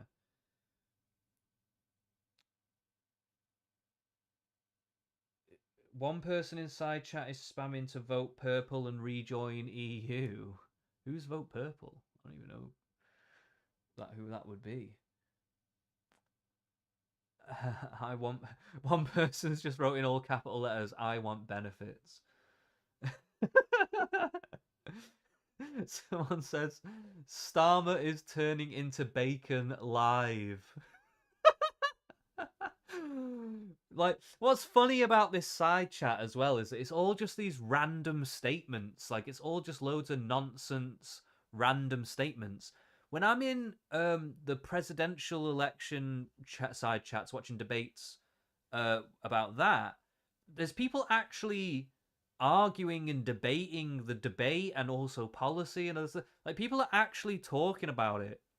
None of these people in this side chat are actually talking about anything, really. There's a couple of people trying to say something here and there, like Rishi Sunak's done a lot in a short space of time, or something like that. Like, they'll make like a little comment, but there's no real proper interaction going on. There's no real conversation happening. It's just people going, Tories out, I love Labour, Tories are the best, vote Oswald Mosley, you know, vote fucking, I don't know, I want benefits, eat the poop. You know, it's literally just loads of random shit. Like, it's Now, weird. do we have to be realistic about this? The young people of this country deserve some honesty. Rishi Sunak. Yeah, it is too hard to own your own home, and I want everyone to feel what I experienced when I got the keys to my first flat, because it's a very special feeling, and we need to make it easier. And that's why we've delivered 1 million homes in this Parliament, and we'll keep building homes in the right place, but not concreting over the countryside as Labour would do. But crucially, we need to make it easy for you to save for that deposit. And that's why I want your hard work to be rewarded. I don't think we... Well, also, we need to deal with the supply and demand of people wanting houses, right? Which is part of the immigration situation. And I don't know if that part of the conversation was actually handled that well. I'm not super convinced by either of them on the immigration question when that came up earlier to be honest. We should be taxing you more, because that's just going to make it even harder for you to get on the property ladder. Thank you. Keir Starmer, on this specific point. I think what you raise is really important, because for young people, the dream of home ownership has all but gone. The average age for owning a home now, Miles, is late 30s. That's shocking, because I know what your own roof over your head means for an individual. It meant the world to me when I was growing up. So we will build 1.5 million homes. Picking a number... But that's all going to be for shit if fucking BlackRock comes in and fucking buys them all. So, you know what I mean? Sometimes I wonder, like, are they going to address shit like that as well? Because it's all well and good saying, yeah, we're going to build all these homes. But then if they just become rentals, then guess what? You basically did nothing. Then the house owner situation stays the same, if not gets worse. So there's extra shit involved with homeowning that they're not talking about. They're just talking about building houses, which is obviously part of it, but it's not the whole story. Requires a plan. And if those homes are going to be built, we're going to have to change the planning laws to make sure we can get on with it. We're going to have to make sure our mayors and combined authorities have the powers they need to put the homes in the places. And we need to make sure the amenities are there, the schools, the health clubs, etc., to support those homes. So we've got a clear plan to deliver on the homes that will make sure, Miles, that you get that chance for the dream far earlier than you do under this failed government. All right, thank you very much indeed. There was so much that was in the question from Miles. Thank you very much indeed for that. And they're not even talking about, like, reducing some of the regulation around building houses and stuff like that, or doing renovations and shit like that. Oh, shit, somebody's joined my Discord. Oh, Harry's back. It is your boy. What's that, sorry? It's your boy. Yeah, welcome back, Going out. Watching the Kardashians with my lady whilst watching you with the earphones. Nice. Yeah, what was I just saying? Yeah, there's stuff around the house building stuff. I don't know if you just caught that bit. I'm about 60 seconds behind, so catch me up. Yeah, they're talking about building houses and stuff, and I was just saying that, like, there's more surrounding the homeowner situation than just building houses, because if BlackRock comes in and buys them all and turns them into rentals, and guess what, the housing situation stays the same. I swear the Tories are mainly funded by property development. I wouldn't put it past them. I don't actually know that, but yeah, I would imagine they probably are. But like, it's just one of them things where it's like, if you're not it's hard to take it seriously when they say stuff like this, when they don't add the extra stuff surrounding this into it. And also the supply and demand of people, so the illegal immigration and just immigration in general problem also creates an issue where it comes to the house situation. So yeah, when that came up earlier in the conversation, they didn't really handle that very well. So they'll probably wait until millennials have just managed to save up and buy houses and then tank the prices of them all. But like, it's just I don't know. Like, there's just I don't know. A lot of times I find, like, when they're talking about these big issues, it's always this very simple answer. Yeah. When we all know there's more to this, you know. I've got to say, I've been slightly reassured somehow by Keir in this. I don't think he'll be. The part of me was worried that a Labour government would be a mad one, which they probably will end up being on, like, issues like hate speech and stuff like that. Like, if you were saying that you were maybe going one issue on single power, on kind of energy independence, which I think is very clever. That's way cleverer than me. I'm really getting upset about, like, freedom of speech in the country at the moment. Yeah, I'm very against it, and I know what you're saying with Labour. That's a big danger, but at the minute, it's happening under the Tories anyway. So I don't even know. 100% agree. I don't even fucking know whether to give a shit at that point. Yeah, truth. You know what I mean? But I see what goes on in Scotland is the thing, and I'm like, God, I don't want that here. But to be fair, though, if they went too far and to be fair, in my mind, they've already gone too far. But if they go too far for the normies, when it comes to freedom of speech, like, there will just be, like, big upheavals, I would imagine. Hopefully. There's been, like, we're kind of due for some big anti-government Shifts. protests because, like, Yeah. what happened with the lockdowns? People were pretty bad, like pretty. There was some really big ones, really big demonstrations about that. He didn't really even make it on the news. You had to see him on Twitter. Yeah, no, they completely suppressed it. Yeah, Yeah. we're talking like upwards of 1 million people demonstrating. I think it was like 500,000 to 1 million, something like that. It was fucking big. It was insane. And you know, like people are really since that time, people have really woken up to their civil liberties being infringed on in that way. And freedom of speech, for the first time in my lifetime in the last few years, has become an actual political issue that people actually talk about. Like in my entire life growing up, that's never been in the political discourse whatsoever. Yeah, agreed. Because it never really had to be. I mean, to be fair, we never had freedom of speech, but like you say, it never really necessarily had to come up because people weren't being really censored in that way. Like, even though we didn't have free speech on the books, it wasn't necessarily being policed. Whereas now it kind of is. So that's already getting people's hackles up. And I think if that went any further, then that could become quite a big sticking point, I think. But yeah, anyway, let's get on with this debate. And we're just going to come now to a final quick-fire question. It's been a pretty serious evening in terms of what we've discussed so far. Just to both of you, apparently there is another big contest on this summer. For many, it's the biggest contest, and that is, of course, the Euros. We know you're both football fans. You are not the only leaders under pressure to win, and sometimes accused of not being exciting enough. Wait a minute, is she so asking here, him about football? slightly with my tongue in cheek, if you'll forgive me, both of you, is a God. question that we've literally just had in from Gareth, who's on his way to Germany.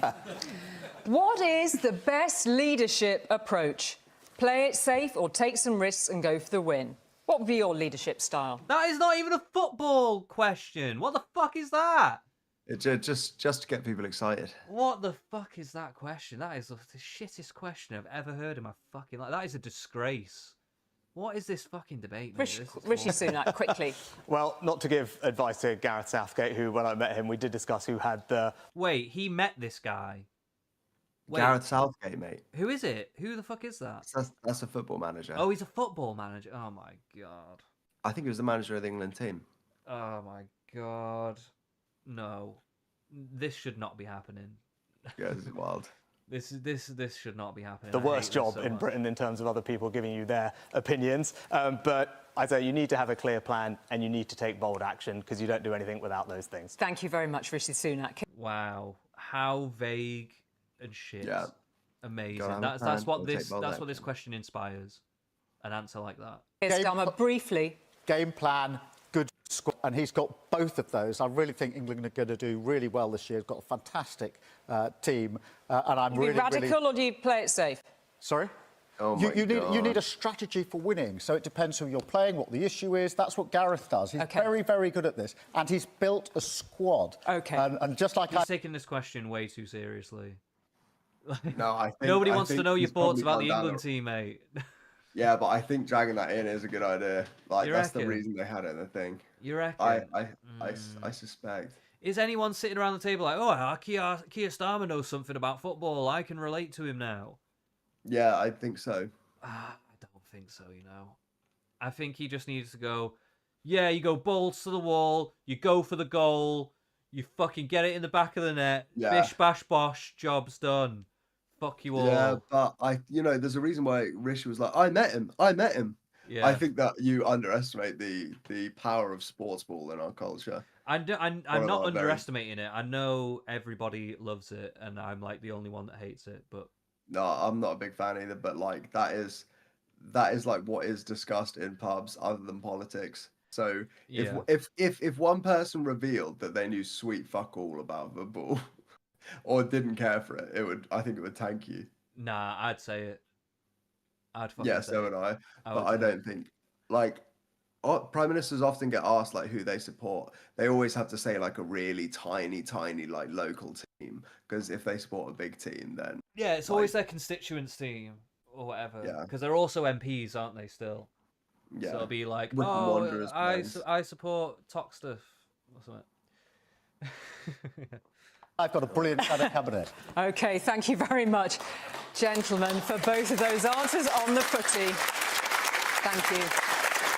And we go now to the candidates' closing statements. First of all, Keir Starmer.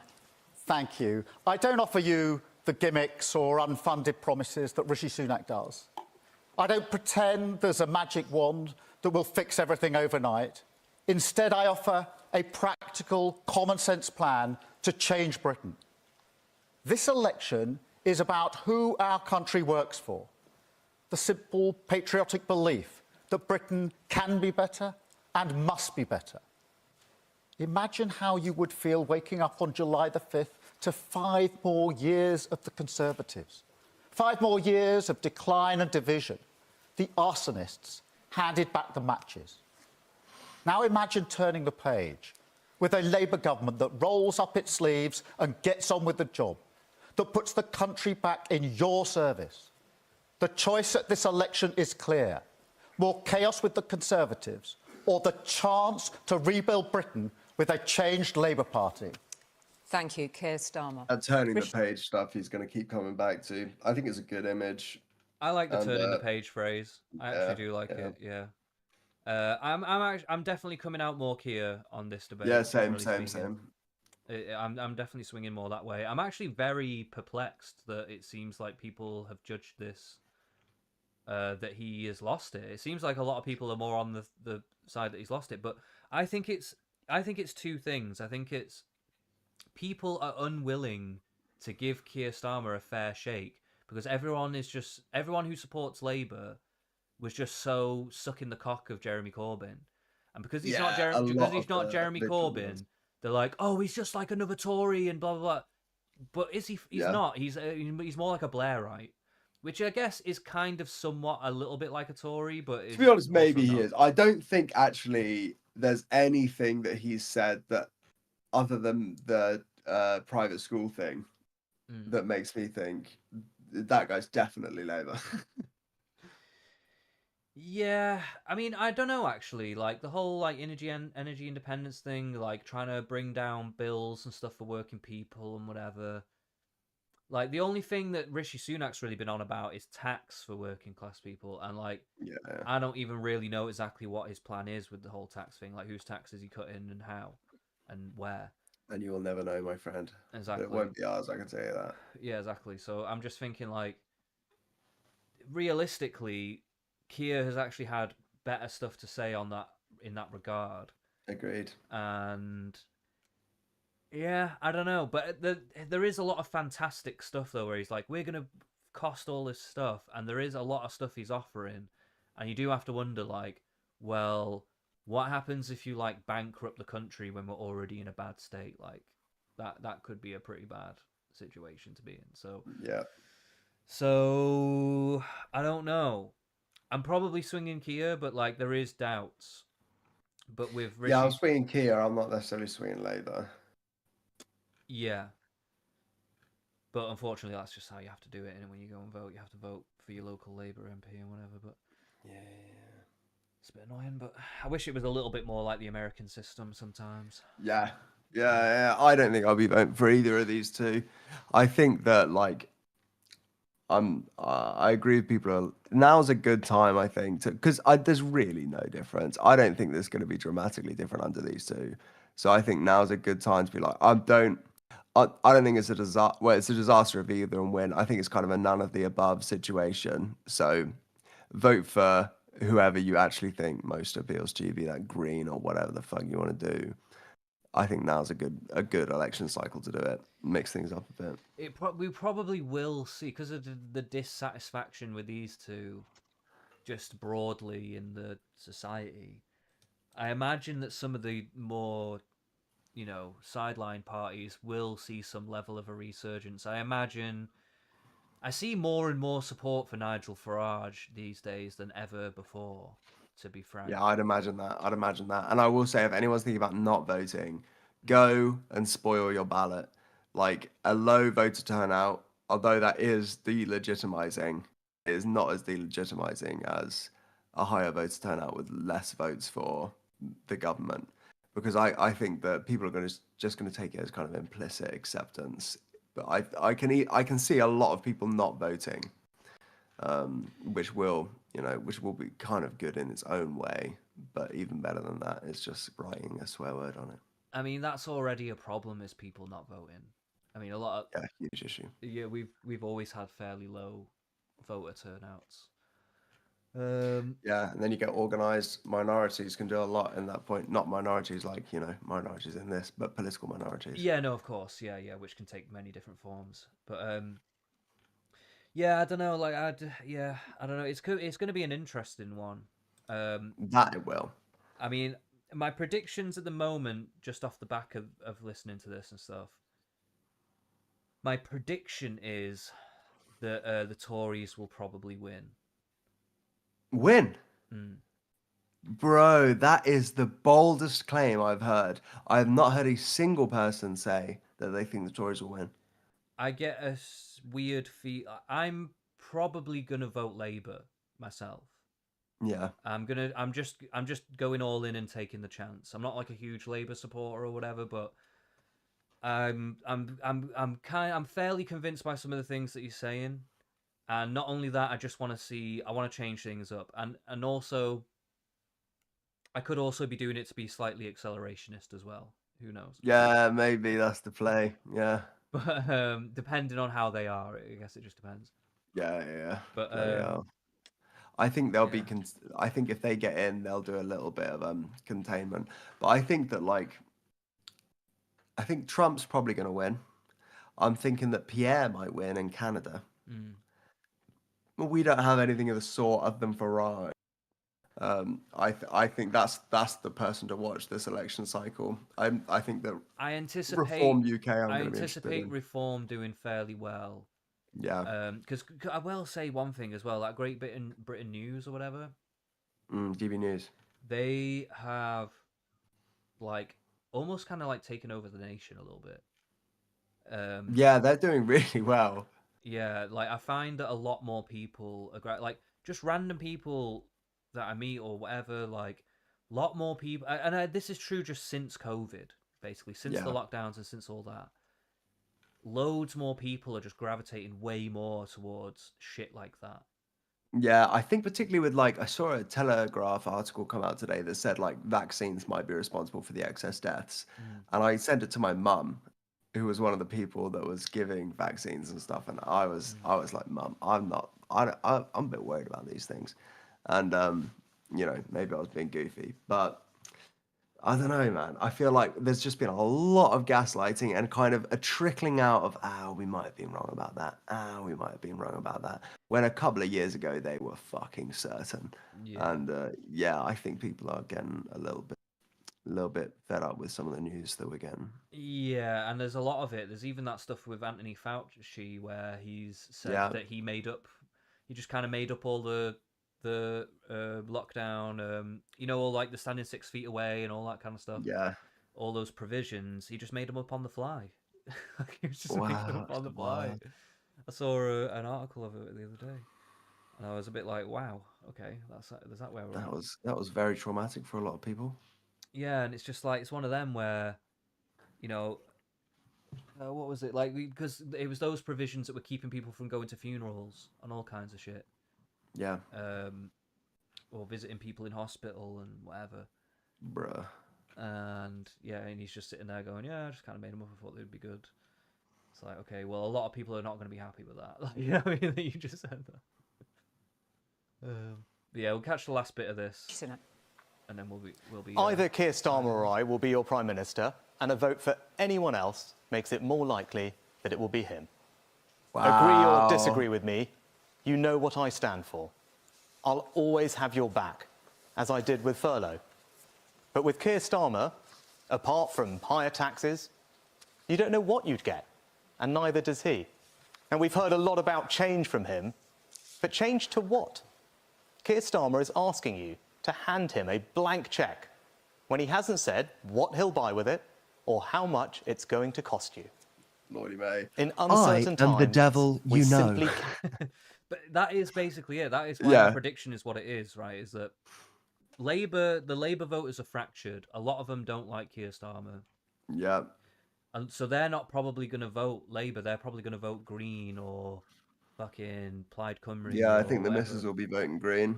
Or some I other see shit. it happening, yeah. I think it's going to be a wild thing. But the way that it works out is that even if a massive amount of people vote for random parties, it's still going to be all of the seats are going to these boys.